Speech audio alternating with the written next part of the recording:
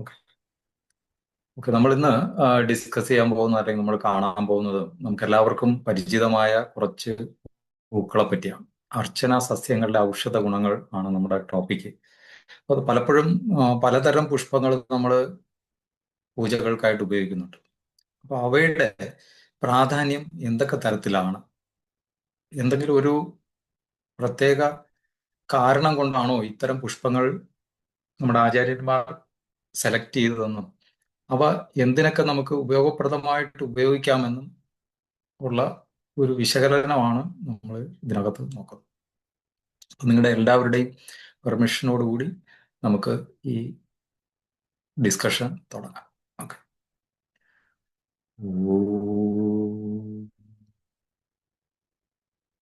ഗുരുവേ നമഃ. ഓം സദ്ഗുരുവേ നമഃ. ഓം പ്രപഞ്ചശക്തിയായ. പ്രിയപ്പെട്ടവരെ, നമ്മളിന്ന് ഇപ്പോൾ ഈ പടത്തിൽ കാണുന്നു ഒരു പ്രകൃതിയുടെ വൈവിധ്യമാർന്ന ഒരു ഉദാഹരണമാണ്. ചെളിയിൽ നിന്ന് മുളച്ചു പൊന്തി വെള്ളത്തിലൂടെ പുറത്തു വന്ന് വെളിച്ചത്തിനെയും ആകാശത്തിനെയും നോക്കി വിടരുന്ന മനോഹരമായ ഒരു പുഷ്പം. ഈ പുഷ്പത്തിനെ തേടി ആരും പറയാതെയും ആരും പഠിപ്പിക്കാതെയും എത്തുന്ന ഒരു അതിഥി. ഇതാണ് പ്രകൃതി.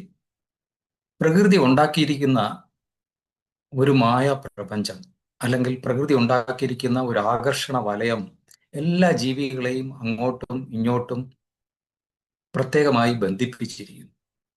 ഈ ബന്ധനത്തിൽ നിന്ന് നമുക്ക് ഒഴിഞ്ഞു മാറാൻ പറ്റുന്നതല്ല. ഇത്തരം ബന്ധനങ്ങൾ എങ്ങനെ തുടങ്ങുന്നു എന്ന് പറഞ്ഞു കഴിഞ്ഞാൽ നമ്മുടെ ഇന്ദ്രിയങ്ങളിലൂടെയാണ്. ഏതൊരു ജീവിക്കും അവയുടേതായ ചില ഇന്ദ്രിയ ശക്തികൾ ഉണ്ടാവും. ആ ഇന്ദ്രിയങ്ങൾക്ക് ഏതെങ്കിലും ഒരു പ്രത്യേക വസ്തുക്കളോട് ഒരു അഭിനിവേശവും ഒരു ആകർഷണവും തോന്നാവുന്നതാണ്. അങ്ങനെ ഇന്ദ്രിയങ്ങളിൽ നിന്ന് കിട്ടുന്ന ഒരു അറിവിനെ അല്ലെങ്കിൽ ഒരു നിർദ്ദേശത്തെ നമ്മുടെ ഇന്ദ്രിയ അർത്ഥങ്ങളായിട്ട് നമുക്ക് ധരിക്കപ്പെടും. ഇങ്ങനെ ഒരു ഇന്ദ്രിയങ്ങളിൽ നിന്നും ഇന്ദ്രിയ അർത്ഥങ്ങളിലേക്ക് അതിൽ നിന്ന് കിട്ടുന്ന വിവരങ്ങളെ നമ്മുടെ ആത്മാവിലേക്ക് ക്രോഡീകരിച്ച് ഒരു അറിവായിട്ട് അല്ലെങ്കിൽ ഒരു രൂപമായിട്ട് ഒരു വർണ്ണമായിട്ട് നമുക്ക് തോന്നിപ്പിക്കണമെങ്കിൽ അതിൽ ഏറ്റവും അടിസ്ഥാനപരമായ ഘടകം എന്ന് പറയുന്നത് മനസ്സാണ്. അപ്പം മനസ്സിനെ ആകർഷിക്കപ്പെടുന്ന ഒരു തലത്തിലേക്ക് കൊണ്ടുവരാൻ പ്രകൃതി പലതരത്തിലുള്ള വർണ്ണവൈവിധ്യങ്ങളും ആകൃതി വൈവിധ്യങ്ങളും സുഗന്ധ വൈവിധ്യങ്ങളും രസവൈവിധ്യങ്ങളും എല്ലാം നിറച്ചിരിക്കുകയാണ്. ഇതിലേക്കാണ് മനുഷ്യൻ ആകർഷപ്പെടുന്നത്. ഏതൊരു ജീവിയും ഇതുപോലെ തന്നെയാണ്. ഇത്തരം ആകർഷണങ്ങളിൽ അനുകൂലവും പ്രതികൂലവുമായ വസ്തുതകളുണ്ട്. അതിലേറ്റവും പ്രധാനപ്പെട്ടത് മനസ്സിനും ശരീരത്തിനും ആത്മാവിനും മനുഷ്യന് ഏറ്റവും അനുകൂലമായ വസ്തുക്കളെ തിരഞ്ഞെടുത്തുകൊണ്ട് മനസ്സിനും ശരീരത്തിനും ഏറ്റവും അനുയോജ്യമായ രീതിയിൽ എങ്ങനെയൊക്കെ ഉപയോഗപ്പെടുത്താമെന്ന് അഗാധമായ നിരീക്ഷണ പാടവത്തിലൂടെ ശാസ്ത്രീയമായ വിശകലനങ്ങളിലൂടെ തെളിയിച്ചിരിക്കുന്ന ഒരു ശാസ്ത്ര ഘടനയാണ് ഭാരതത്തിനുള്ളത്. ഇത് പലതലത്തിൽ നമ്മൾ ഉപയോഗപ്പെടുത്തുന്നു. അതിൻ്റെ ഒരു തലം നമ്മൾ ദൈവികവും ആത്മീയവുമായി ഉപയോഗപ്പെടുത്തുമ്പോൾ, രണ്ടാമത്തെ തലം നമ്മുടെ ആത്മസാക്ഷാത്കാരത്തിൻ്റെ പാതയിലേക്കുള്ള വഴിയായിട്ട് നമ്മൾ ഉപയോഗപ്പെടുത്തും. മൂന്നാമതായി ഇത് നമുക്ക് പലതരത്തിലുള്ള ഔഷധങ്ങളായി ഉപയോഗപ്പെടുത്തും. ഔഷധം എന്ന് പറയുമ്പോൾ ഓഷം രുചം ധാവതി എന്നാണ്. വേദന അകറ്റുന്നത് എന്തും ഔഷധമാണ്. അത്തരത്തിൽ രൂപഘടനകൾ കൊണ്ടും നമ്മുടെ മനസ്സിന് സമാധാനം ഉണ്ടാക്കുന്നതുമായിട്ടുള്ള പച്ച നിറമോ നീല നിറമോ വെള്ള നിറമോ എല്ലാം ഔഷധമായി ഭവിക്കുന്നു. അതിൽ അനുകൂലമായ രൂപങ്ങളും അനുകൂലമായ വർണ്ണവൈവിധ്യങ്ങളുമുള്ള പുഷ്പങ്ങൾ ഒരു പ്രധാന ഘടകമാണ്. മനസ്സിന് സമാധാനവും ആരോഗ്യവും ഉത്കണ്ഠയും കുറയ്ക്കാനും മാനസികാവസ്ഥ മെച്ചപ്പെടുത്താനും മനസ്സിന്റെ വിശ്രമത്തിനും വൈകാരിക ക്ഷേമത്തിനും പ്രോത്സാഹിപ്പിക്കാനും ഇത്തരം വർണ്ണവൈവിധ്യങ്ങൾക്ക് കഴിയുന്നു. നമ്മളിപ്പോൾ കണ്ടുകൊണ്ടിരിക്കുന്ന ഈ നീല പൂവിനെ തന്നെ നമ്മുടെയൊക്കെ ഒരു പ്രത്യേക തരത്തിലുള്ള ഒരു അട്രാക്ഷൻ ഉണ്ടാകും. പലപ്പോഴും ഒരു മാത്രയിൽ നമ്മൾ അതിനെ നോക്കുമ്പോൾ നമ്മുടെ മനസ്സൊരു നിശ്ചലാവസ്ഥയിലെത്തുന്നു. ഇത്തരം നിശ്ചലാവസ്ഥകൾ തന്നെയാണ് ഒരു യോഗത്തിന്റെ ഘടനയും അല്ലെങ്കിൽ ഒരു ധ്യാനത്തിന്റെ ഘടനയും. ഇങ്ങനെ നമ്മുടെ ഇന്ദ്രിയങ്ങളെ എങ്ങനെയൊക്കെ നിയന്ത്രിക്കാമെന്ന് ആചാര്യന്മാർ വളരെ അഗാധമായി മനസ്സിലാക്കിക്കൊണ്ട് അത് പ്രത്യേക രീതിയിലുള്ള റിച്വൽസ്, കർമ്മങ്ങളിലൂടെ പ്രാവർത്തികമാക്കിയിരിക്കും. ഇങ്ങനെയുള്ള ഒരു സന്തോഷത്തിന്റെയും വികാരങ്ങളുടെയും സമ്മേളനം വർദ്ധിപ്പിക്കാനും അതിലൂടെ ഒരു വൈജ്ഞാനികമായ ഗുണമുണ്ടാക്കാനും ഇവ സഹായിക്കുന്നു. അതുകൊണ്ട് തന്നെ ശുശ്രുതാചാര്യൻ പറഞ്ഞിട്ടുണ്ട്, ഒരു നല്ല ആരോഗ്യമുള്ള ഒരാൾ എങ്ങനെയായിരിക്കണം, അദ്ദേഹത്തിന്റെ മനസ്സ്, സത്വ, ആത്മ, ഇന്ദ്രിയങ്ങൾ എല്ലാം സമമായിരിക്കണം, സന്തോഷമായിരിക്കണം. വെറും ശരീരത്തിന്റെ മാംസവും അസ്ഥിയും മജ്ജയും രസവും എല്ലാം മാത്രം ക്രമമായിരുന്നാൽ പോരാ. ഇത്തരം ആത്മ, ഇന്ദ്രിയ മനങ്ങൾ കൂടെ നല്ല സന്തോഷവാനും സമതുലിതത്തോടുകൂടി ഇരിക്കണം. ഇങ്ങനെയുള്ള ഒരു രീതിയിലേക്കാണ് നമ്മൾ ഈ അർച്ചനാ സസ്യങ്ങളെ കൊണ്ടുപോകുന്നത്. ഈ അർച്ചന എന്നുള്ള വാക്ക് തന്നെ സംസ്കൃതത്തിൽ രൂപപ്പെടുത്തി വന്നിട്ടുള്ളതാണ്. അർപ്പിക്കുക, നമ്മുടെ മനസ്സിനും ശരീരത്തിനും ഏറ്റവും നല്ല രീതിയിൽ ഒരു സന്തുലിതാവസ്ഥ ഉണ്ടാക്കി ആത്മസമർപ്പണത്തോടുകൂടി, വിശുദ്ധിയോടുകൂടി, ഭക്തിയോടുകൂടി നമ്മൾ എവിടെയെങ്കിലും അർപ്പിക്കുകയാണെങ്കിൽ അതിൽ നിന്ന് കിട്ടുന്ന ഒരു സന്തോഷം, അതിൽ നിന്ന് കിട്ടുന്ന ഒരു മാനസിക സമാധാനം, ഇതിലൂടെ നമുക്ക് ദൈവിക തത്വത്തിനെ മനസ്സിലാക്കാനുള്ള ഒരു വഴിയായിട്ട്, പ്രാഥമിക തലങ്ങളിലുള്ള ഒരു വഴിയായിട്ടാണ് ഇതിനെ ഉപയോഗിച്ചിരിക്കുന്നത്. അപ്പോൾ നമ്മൾ നോക്കുമ്പോൾ തന്നെ ഇവ ഉപയോഗിക്കാതെ തന്നെ പലപ്പോഴും നമുക്ക് ഔഷധമായി വരും. ഇതിലോട്ടുള്ള ഒരു വീക്ഷണമാണ് നമ്മൾ ഇപ്പോൾ കാണാൻ പോകുന്നത്. അങ്ങനെ നോക്കുമ്പോൾ നമുക്ക് അടിസ്ഥാനപരമായിട്ട് വേണ്ട കുറച്ച് കാര്യങ്ങൾ നമുക്ക് നോക്കാം. വെറും പൂ മാത്രമാണോ അർച്ചനയ്ക്ക് പറഞ്ഞിരിക്കുന്നത്, അല്ലെങ്കിൽ അർപ്പിക്കാൻ പറഞ്ഞിരിക്കുന്നത്? അങ്ങനെയല്ല. ഭഗവത്ഗീതയിൽ വളരെ വ്യക്തമായി കൃഷ്ണ ഭഗവാൻ പറയുന്നു, പത്രം പുഷ്പം ഫലം തോയം യോ മേ ഭക്തിയാ പ്രയച്ഛതി തത് അഹം ഭക്തി ആർഹിതം അസ്നാമി പ്രയത്നാത്മന. ആരെങ്കിലും എനിക്ക് ഒരു ഇലയോ പൂവോ പഴമോ വെള്ളമോ ഭക്തിയോട് അർപ്പിച്ചാൽ, അവർ ഭക്തിയോടുകൂടി ശുദ്ധമായ ബോധത്തോടു കൂടിയാണ് അർപ്പിക്കുന്നതെങ്കിൽ ഇത് ഞാൻ സന്തോഷത്തോടുകൂടി അംഗീകരിക്കും, അല്ലെങ്കിൽ ഏറ്റെടുക്കും.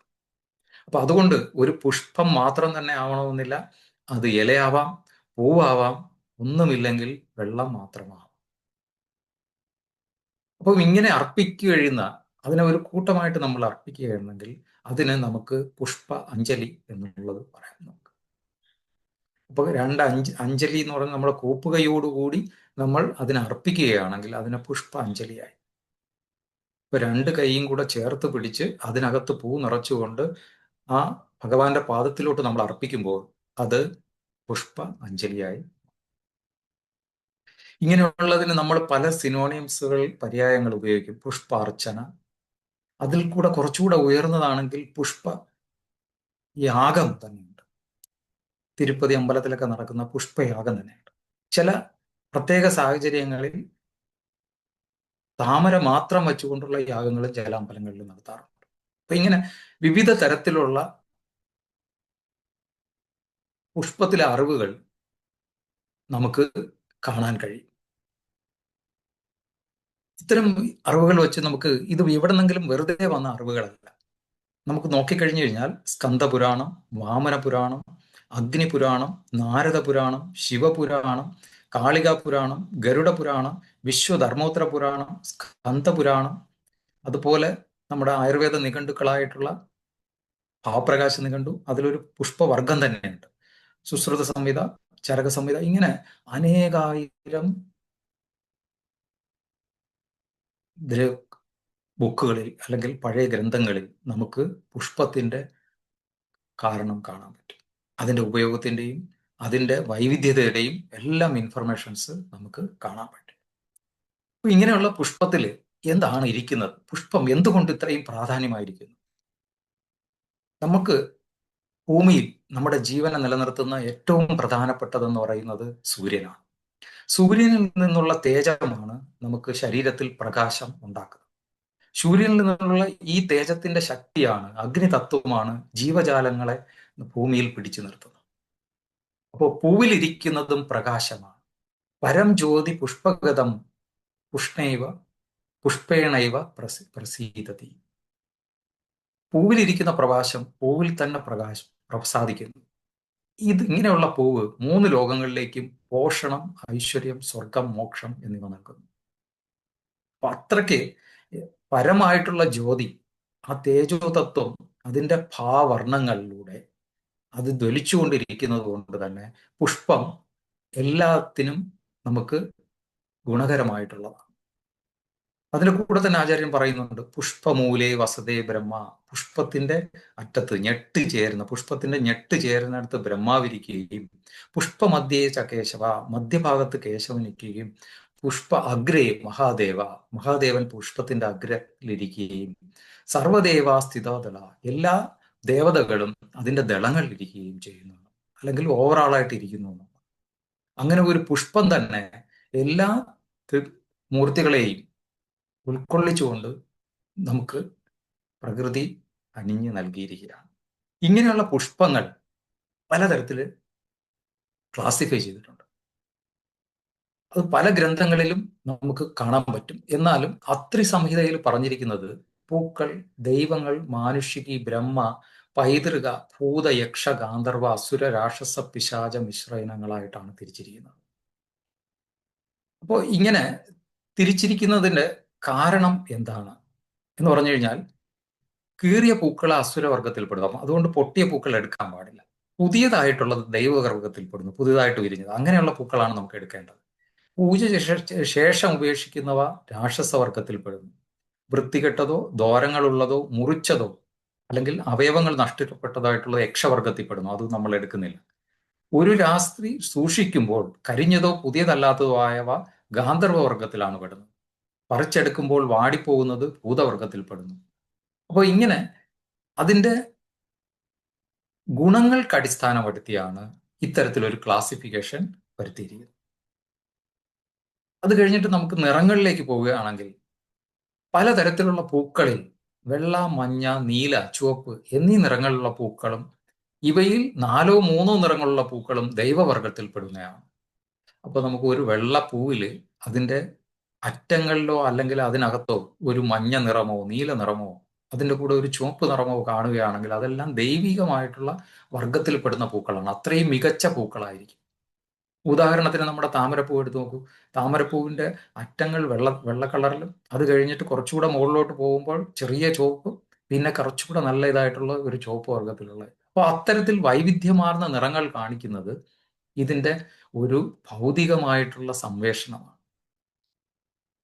അഗ്നി, വായു, ആകാശങ്ങളുടെ ഏറ്റവും നല്ല സമ്മേളനമുള്ള പുഷ്പങ്ങൾ പല നിറത്തിൽ ഇത്തരത്തിൽ കാണപ്പെടും.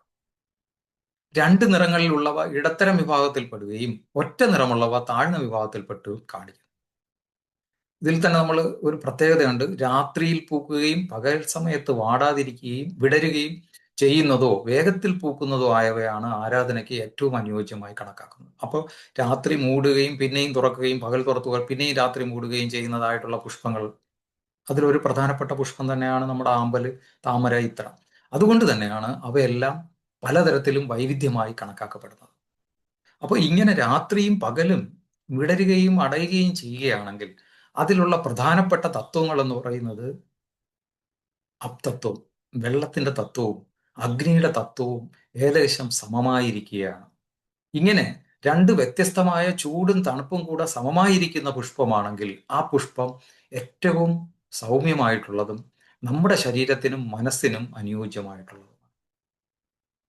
അപ്പൊ അങ്ങനെയുള്ള പുഷ്പങ്ങൾ നോക്കിയിട്ട് അതിൽ നിന്നും ഒരു കൃമികീടങ്ങളൊന്നും അഫക്റ്റ് ചെയ്യാത്തതും, അതിൽ നിന്ന് താഴെ വീണു പോകാത്തതും, കളറെല്ലാം ഫെയ്ഡാവാത്തതും, വേറെ ഒരിടത്ത് നിന്നും പറിച്ച് വേറൊരിടത്തോട്ട് ഇടാത്തതുമായിട്ടുള്ള പുഷ്പങ്ങൾ വേണം നമ്മൾ കളക്ട് ചെയ്തെടുക്കാൻ.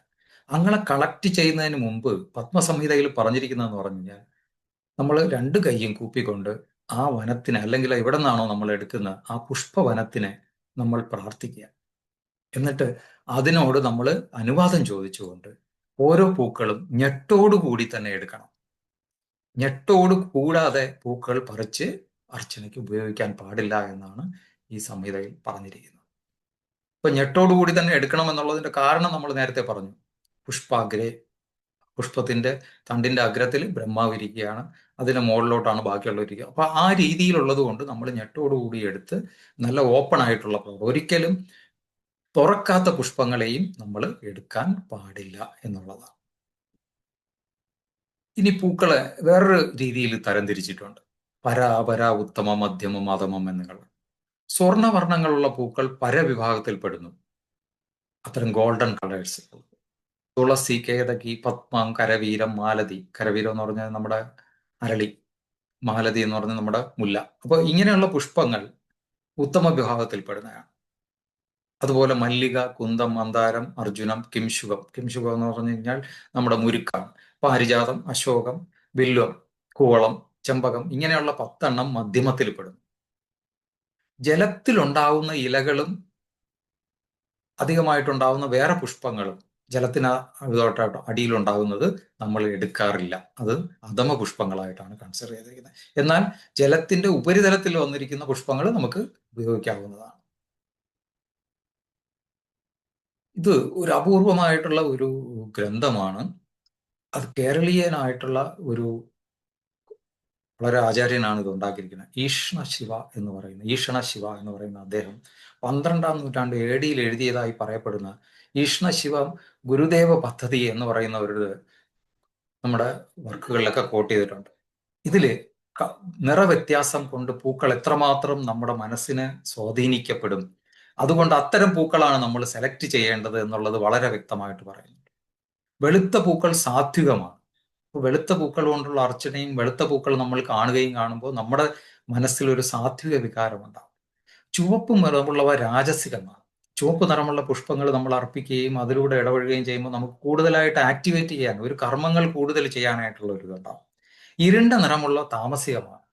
ഒരാൾ ഒരുപാട് കാര്യങ്ങൾ ഒരുപാട് സ്പീഡായിട്ട് ചെയ്യുന്നു, അദ്ദേഹത്തിന്റെ മനസ്സ് അചഞ്ചലമാണ്, ഒരിക്കലും അദ്ദേഹത്തിന്റെ സാത്വികതോ രാജസികമായിട്ടുള്ള വസ്തുതകൾ ബാലൻസ് ചെയ്യാൻ പറ്റുന്നില്ലെങ്കിൽ അങ്ങനെയുള്ളവർക്ക് ചില ഇരുണ്ട പുഷ്പങ്ങൾ ഉപയോഗിച്ചുകൊണ്ട് ആ രാജസികത്തിനെ നമ്മൾ കുറയ്ക്കുകയും ചെയ്യുന്ന പൂജാക്രമങ്ങളും നമുക്ക് കാണാവുന്നതാണ്. മഞ്ഞ നിറമുള്ള പൂക്കൾ രജസത്വ ഗുണങ്ങൾ രണ്ടും കൂടെ ചേർന്നതാണ്. രജഗുണവും സത്വഗുണവും കൂടെ ചേർന്നിട്ടുള്ളതാണ്. കറുപ്പല്ലെങ്കിൽ കടും നിറമുള്ളവ തമോ രജങ്ങൾ കൂടെ ചേർന്നിട്ടുള്ളതാണ്. അപ്പോൾ ഒരു പല ഷെയ്ഡുകളിൽ നമുക്ക് ഇപ്പോൾ ഇതിനകത്ത് കാണാൻ പറ്റും, താഴത്തെ പല തരത്തിലുള്ള പൂക്കളുടെ. അപ്പോൾ ഇങ്ങനെ ഷെയ്ഡുകൾക്കനുസരിച്ച് ദ്വന്ദ്വജമായിട്ടും മനസ്സിനെ ക്രമീകരിക്കാൻ പറ്റും. ഇതിലെല്ലാത്തിലും ഏറ്റവും മികച്ച പുഷ്പങ്ങൾ എന്ന് പറയുന്നത് വെളുത്ത പൂക്കളാണെന്നാണ് പറയപ്പെടുന്നത്. അതുപോലെ തന്നെയാണ് നമ്മുടെ നീല നിറത്തിലുള്ള പൂക്കളും വളരെ പ്രധാനമായിട്ട് കൺസിഡർ ചെയ്യപ്പെടുന്നത്. നമുക്ക് ആദ്യം കുറച്ച് പത്രങ്ങളായിട്ടുള്ള, പുഷ്പം മാത്രമല്ല പത്രങ്ങളായിട്ട് ഉപയോഗിക്കുന്നതിനെ പറ്റി നമുക്ക് കാണാം. പുഷ്പങ്ങൾ ലഭിക്കുകയില്ലെങ്കിൽ അലാതെ പുഷ്പജാതീനാം പത്രാണ്യപി നിവേദ്യത. പുഷ്പം കിട്ടുന്നില്ല എങ്കിൽ അടുത്ത് നമുക്ക് നോക്കാവുന്നത് പത്രങ്ങളാണ്. അപ്പൊ നമുക്ക് കുറച്ച് പത്രം ആദ്യം കണ്ടിട്ട് നമുക്ക് ബാക്കിയുള്ളതിലോട്ട് പോകാം. അപ്പോൾ തുളസി നമുക്ക് എല്ലാവർക്കും വളരെ സുപരിചിതമായിട്ടുള്ളതാണ്. എന്തുകൊണ്ടാണ് തുളസി ഒരു വീടിന്റെ ഫ്രണ്ടിൽ നിൽക്കുന്നത്? അല്ലെങ്കിൽ തുളസിയെ നമ്മൾ എന്തുകൊണ്ട് വെള്ളം ഒഴിക്കുന്നു? തുളസിയുടെ പുഷ്പങ്ങൾ ഇലകളോട് കൂടി തന്നെ നമ്മൾ എടുത്തിട്ട് അർച്ചനയ്ക്ക് കൊടുക്കുന്നു. ഒരിക്കലും ഒരിലയായിട്ട് ഇതിൽ നിന്ന് പറിക്കരുതെന്നാണ് പറയപ്പെടുന്നത്. അപ്പോൾ ഇല എടുക്കുമ്പോൾ, തുളസി എടുക്കുമ്പോൾ അതൊരു ചെറിയ 2-3 ഇലകൾ നിറഞ്ഞതും ഒരു കതിരുള്ളതുമായിട്ടുള്ള ഇതാണ് പറിക്കുന്നതെങ്കിൽ അത് വളരെ നല്ലതാണ്. അങ്ങനെ ഒരു തുളസി ഒരാൾ ഉപയോഗിക്കുകയാണെങ്കിൽ, അല്ലെങ്കിൽ ഒരു തുളസിയെ പരിപാലിച്ച് വളർത്തുന്ന ഒരാളാണെങ്കിൽ അത് തന്നെ ഒരു പൂജയാണ്. അങ്ങനെ തുളസിയെ പൂജിക്കുന്ന ഒരാൾ വൈകുണ്ഠലോക പ്രാപ്തിയിൽ എത്തുമെന്നാണ് വൃക്ഷായുർവേദത്തിൽ പറയുന്നത്. അപ്പൊ എന്താണ് ഈ വൈകുണ്ഠലോക പ്രാപ്തി കൊണ്ട് ഉദ്ദേശിക്കുന്നതെന്ന് പറയുന്നത്? ജീവൻ നിലനിൽക്കുക എന്നുള്ളതാണ് വിഷ്ണു ഭഗവാന്റെ ഏറ്റവും പ്രധാനപ്പെട്ട ഇത്. ജീവന്റെ പ്രവർത്തനങ്ങൾ ത്വരിതപ്പെടുത്തുക. നമ്മുടെ ശരീരത്തിൽ നമുക്ക് ജീവന്റെ പ്രവർത്തനങ്ങൾ ത്വരിതപ്പെടുത്താൻ ഏറ്റവും അത്യാവശ്യമായിട്ടും നിർബന്ധമായിട്ടും വേണ്ടത് ശ്വാസമാണ്, പ്രാണനാണ്. നമ്മുടെ ശരീരത്തിൽ എപ്പോഴെങ്കിലും പ്രാണന് ഒരു ബുദ്ധിമുട്ടുണ്ടായി കഴിഞ്ഞാൽ പെട്ടെന്ന് തന്നെ നമുക്ക് തൊണ്ടയിൽ ഒരു കിരിയിരിപ്പ് ഉണ്ടാകുന്നു, നമുക്ക് ചുമയ്ക്കാൻ തോന്നുന്നു, നമുക്ക് ഇക്കിള് വരുന്നു, നമുക്ക് ശ്വാസം മുട്ടൽ വരുന്നു. ഇത്തരം കണ്ടീഷൻസുകളിൽ നമുക്കൊരു ഹോം റെമഡി ആയിട്ട്, ഒരു ഗ്രഹ ഔഷധമായിട്ട് നമുക്കൊരു മരുന്ന് വേണമെങ്കിൽ അത് നമ്മുടെ ഫ്രണ്ടിൽ ഉണ്ടാവണം. അങ്ങനെയുള്ള ഒരു എപ്പോഴും എടുത്ത് നമുക്ക് ഉപയോഗിക്കാൻ പറ്റിയ ഏറ്റവും നല്ലൊരു സാധനമാണ് തുളസി. ഇങ്ങനെ ഒരു തുളസി ഉണ്ടെങ്കിൽ നിങ്ങൾക്ക് തൊണ്ടയിലോ എന്തെങ്കിലും പ്രശ്നങ്ങൾ വരുമ്പോഴത്തേക്കും നമുക്ക് ഈ തുളസി എടുത്ത് ഉപയോഗിക്കാം. ഇതിന്റെ ഒരു ഉപയോഗം എപ്പോഴും രോഗം വരുമ്പോൾ മാത്രമല്ല, രോഗത്തിന് പ്രതിരോധിക്കാനും കൂടെ, വരാതിരിക്കുക എന്നുള്ളതാണ് ഏറ്റവും നല്ലത്. ആയുർവേദത്തിൽ പറയുമ്പോൾ പ്രക്ഷാളനാദി പങ്കസ്യ ദുരാത്ത സ്പർശനം വരമെന്നാണ് പറയുന്നത്. ചെളി ചവിട്ടിയിട്ട് കാല് കഴുകുന്നതിനേക്കാളും നല്ലത് ചെളി ചവിട്ടാതിരിക്കുന്നതാണ്. അപ്പൊ ദിവസവും ഒരു 7 ഇലയോ 5 ഇലയോ എടുത്ത് ഒരു കിണ്ടിക്കകത്ത് കുറച്ച് വെള്ളത്തിൽ നമ്മൾ ഇത് ഇട്ട് വെച്ചിരിക്കുകയാണ്. ഇട്ട് വെച്ച് നമ്മൾ പൂജയൊക്കെ കഴിഞ്ഞ് കഴിയുമ്പോൾ ഒരു 5 to 10 മിനിറ്റ്സ് കഴിഞ്ഞിട്ട് ആ തീർത്ഥം കുടിക്കുകയാണെങ്കിൽ അത് തന്നെ നമുക്ക് ഇന്ന് കാണുന്ന പലതരത്തിലുള്ള ഇൻഫ്ലുവൻസ വൈറസ്, ടോൺസിലൈറ്റിസ്, തൊണ്ടവേദന ഇങ്ങനെയുള്ളതൊക്കെ ഒഴിവാക്കാൻ പറ്റും. ഇപ്പോൾ റീസെന്റ് ആയിട്ടുള്ള പഠനങ്ങളൊക്കെ കാണിക്കുന്നതെന്ന് പറഞ്ഞു കഴിഞ്ഞാൽ നമ്മുടെ ആന്റിവൈറൽ, ആന്റി ബാക്ടീരിയൽ ഉള്ള ഒരുപാട് പ്രോപ്പർട്ടീസ് ഇത്തരത്തിൽ ഉള്ള ദ്രവ്യത്തിലുണ്ട്. ഇതിൽ ബാഷ്പീകരണ സ്വഭാവമുള്ള എണ്ണകളാണ് അടങ്ങിയിരിക്കുന്നത്, വൊളാറ്റൈൽ ഓയിൽസ്. അതുകൊണ്ട് തന്നെ ഇത് പെട്ടെന്ന് അന്തരീക്ഷത്തിൽ കലക്കുകയും ഇത് നമ്മൾ ഉപയോഗിക്കുന്ന തീർത്ഥത്തിൽ വരികയും ചെയ്യുന്നു. അത് നമ്മൾ കുടിക്കുമ്പോൾ തന്നെ ഒരു ദിവസം നമുക്ക് ആ ഇമ്മ്യൂണിറ്റിക്കുള്ള ഒരു പരിധി വരെ ഹെൽപ്പ് ചെയ്യപ്പെടുന്നു. ഇത് മാത്രമല്ല, ഇത് വീട്ടിന്റെ ഫ്രണ്ടിൽ ഇങ്ങനെ നിൽക്കുകയാണ്, നമ്മൾ ഇത് പറിക്കുമ്പം അതിൽ നിന്നുള്ള ഒരു മണം നമുക്ക് കൂടുതൽ വരുന്നു. ഇത്തരത്തിൽ ഒരു സ്മെല്ല് നമുക്ക് കിട്ടണമെങ്കിൽ ചില പ്രത്യേക തരത്തിലുള്ള കെമിക്കൽ കോൺസ്റ്റുവൻസ് അന്തരീക്ഷത്തിൽ അലിയണം. അതിന്റെ അന്തരീക്ഷത്തിലുള്ള ചൂട് കൊണ്ട് അലിഞ്ഞ് നമുക്ക് നമ്മുടെ ഘ്രാണേന്ദ്രിയത്തിൽ വരുമ്പോഴാണ് നമുക്ക് ഈ സ്മെല്ല് അറിയാൻ പറ്റുന്നത്. അപ്പൊ ഇങ്ങനെ അന്തരീക്ഷത്തിലേക്ക് ഇത് അലിയുമ്പം ഇത് കുറെ കെമിക്കൽസുകളെ പുറത്തേക്ക് വിടുന്നു. ഇങ്ങനെയുള്ള കെമിക്കൽസുകൾ ആധുനിക ശാസ്ത്രജ്ഞന്മാർ പറയുന്നതെന്ന് പറഞ്ഞാൽ ഫൈറ്റോസൈനൈഡ്സ് എന്നാണ് പറയുന്നത്. അപ്പോൾ ഇങ്ങനെയുള്ള ഫൈറ്റോസൈനൈഡ്സുകൾക്ക് പലതരത്തിലുള്ള സൂക്ഷ്മജീവികളുടെ പുറം തോടുകളെ ബ്രേക്ക് ചെയ്യാനും ഉള്ള ഒരു ശക്തിയുണ്ട്. അപ്പോൾ നമ്മുടെ വീട്ടിന്റെ ഫ്രണ്ടിൽ ഒരു സൂര്യൻ വന്ന് പതിക്കുന്ന സ്ഥലത്തേക്ക്, അല്ലെങ്കിൽ നമ്മൾ ഇറങ്ങുന്ന സ്ഥലത്തേക്ക് ഇത്തരം ഒരു സസ്യം ഉണ്ടെങ്കിൽ നമ്മൾ അറിയാതെ നമുക്ക് ഒരുപാട് തരത്തിലുള്ള ഗുണങ്ങൾ ഉണ്ടാവും. ഇന്ന് ലോകത്തിലെ മാർക്കറ്റിൽ ഏറ്റവും കൂടുതൽ ആളുകൾ ശ്രദ്ധിക്കപ്പെടുന്നതും ആളുകൾ ഏറ്റവും കൂടുതൽ പണം കൊടുക്കുന്നതുമായിട്ടുള്ള ഒരു എന്ന് പറഞ്ഞാൽ വെൽനസ് ആണ്. വെൽനസ് സെന്റേഴ്സുകൾ ഓപ്പൺ ആകുന്നു, വെൽനേഴ്സ് ജീവിതക്രമങ്ങൾ തുറക്കുന്നു. ഇതെല്ലാം നമ്മുടെ ആചാര്യന്മാർ വളരെ മുമ്പ് തന്നെ കണ്ടിട്ട് നമുക്ക് നമ്മുടെ ഓരോ ജീവിതവും എങ്ങനെ തുടങ്ങണം ഒരു ദിവസത്തിൽ, അത് എന്തൊക്കെ രീതിയിൽ വെൽനസ് ആയിട്ട് മാറ്റാമെന്നുള്ളത് വളരെ ഇൻഡെപ്ത് ആയിട്ട് മനുഷ്യൻ ചെയ്തിട്ടുണ്ട്. അതിലേറ്റവും നല്ലൊരു ഉദാഹരണമാണ് തുളസി. വേറൊരു പ്രധാനപ്പെട്ട ഉപയോഗം കൂടെ ഉണ്ട്. തുളസി നമ്മൾ തലയിൽ വെക്കാറുണ്ട്. ഇതും നമ്മുടെ ശരീരത്തിലുള്ള താപക്രമത്തിനെ നിയന്ത്രിക്കാനും നമ്മുടെ ശരീരത്തിനും മനസ്സിനും ഒരു പ്രത്യേക അനുഭൂതി ഉണ്ടാക്കാനും സഹായിക്കും, മനസ്സിനെ കാമാക്കും. ഇത് മാത്രമല്ല, തലയിൽ എന്തെങ്കിലും പേന് പോലെയുള്ള കണ്ടീഷൻസുകൾ വരുമ്പോൾ ഇത് നമ്മൾ സ്ഥിരമായിട്ട് വെക്കുകയാണെങ്കിൽ ആ പേനിന്റെ ഇത് ഇല്ലാതായി മാറും. ഇതിന്റെ ജ്വരഹര പ്രോപ്പർട്ടി, ഇതിനെ പനിയെ ഇല്ലാതാക്കാനുള്ള പ്രോപ്പർട്ടി, ഇതെല്ലാം വളരെയധികം ശാസ്ത്രീയമായി പ്രൂവ് ചെയ്തതാണ്. ഇപ്പൊ നമുക്ക് തന്നെ കാണാം, നമുക്കൊരു ചെറിയ ജലദോഷവും കഫക്കെട്ടും പനിയോ വന്നു കഴിഞ്ഞാൽ ഒരു കരിപ്പട്ടി കാപ്പി ഇടുന്നത് തുളസി ഇലയിട്ടാണ് നമ്മൾ ഇടുന്നത്.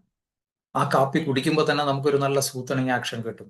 അപ്പൊ ഇങ്ങനെ ഒരു തുളസി നമുക്കുണ്ടെങ്കിൽ അത് ദൈവികത്തിനും അർച്ചനയ്ക്കും അത്തരത്തിൽ മാനസിക സൗഖ്യത്തിനും അതുപോലെ തന്നെ നമ്മുടെ ശരീരത്തിനും ഗുണങ്ങൾ ഉണ്ടാക്കും. അപ്പൊ നമ്മൾ അറിയാതെ നമ്മളിലൂടെ ഒരു പ്രത്യേക വിശ്വാസം അല്ലെങ്കിൽ ഒരു പ്രത്യേക പൂജാക്രമം ആരോഗ്യം കൊണ്ടുവരും എന്നുള്ളതിന്റെ ഒരു ഉദാഹരണമാണ് തുളസി. അപ്പൊ തുളസി നമ്മുടെ ശ്വാസത്തിനെ നമുക്ക് സഹായിക്കുമെന്ന് കണ്ടു.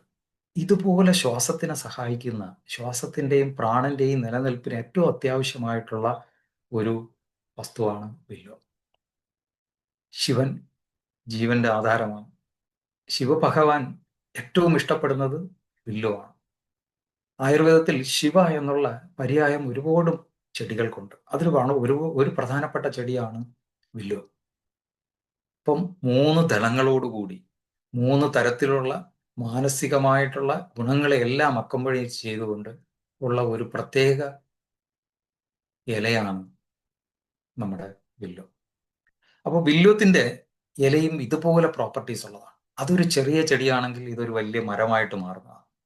കുറെ കൂടെ വലിയ വ്യാപ്തിയിൽ വളരുകയും നമ്മുടെ ചുറ്റുപാടുമുള്ള പ്രകൃതിക്ക് ഗുണകരമായി മാറുകയും ചെയ്യും. വില്ലോത്തിന്റെ ഇലകൾ പൊഴിഞ്ഞു വീണ് കഴിഞ്ഞാൽ താഴെ അത് വീണ് ഡീക്കേ ആയി മാറും. അവിടെയുള്ള മണ്ണ് നമുക്ക് പരിശോധിച്ചാൽ തന്നെ ആ മണ്ണിൽ അടങ്ങിയിരിക്കുന്ന അനാവശ്യമായ ബാക്ടീരിയ, ഫംഗൽ ഇതെല്ലാം നിർമ്മാർജ്ജനം ചെയ്യപ്പെടും. നമുക്കറിയാം, ഒരാളിന് സമാധിയായി കഴിഞ്ഞാൽ സമാധി ഇരുത്തുമ്പോൾ നമ്മൾ ഉപയോഗിക്കുന്നതും കൂവളമാണ്.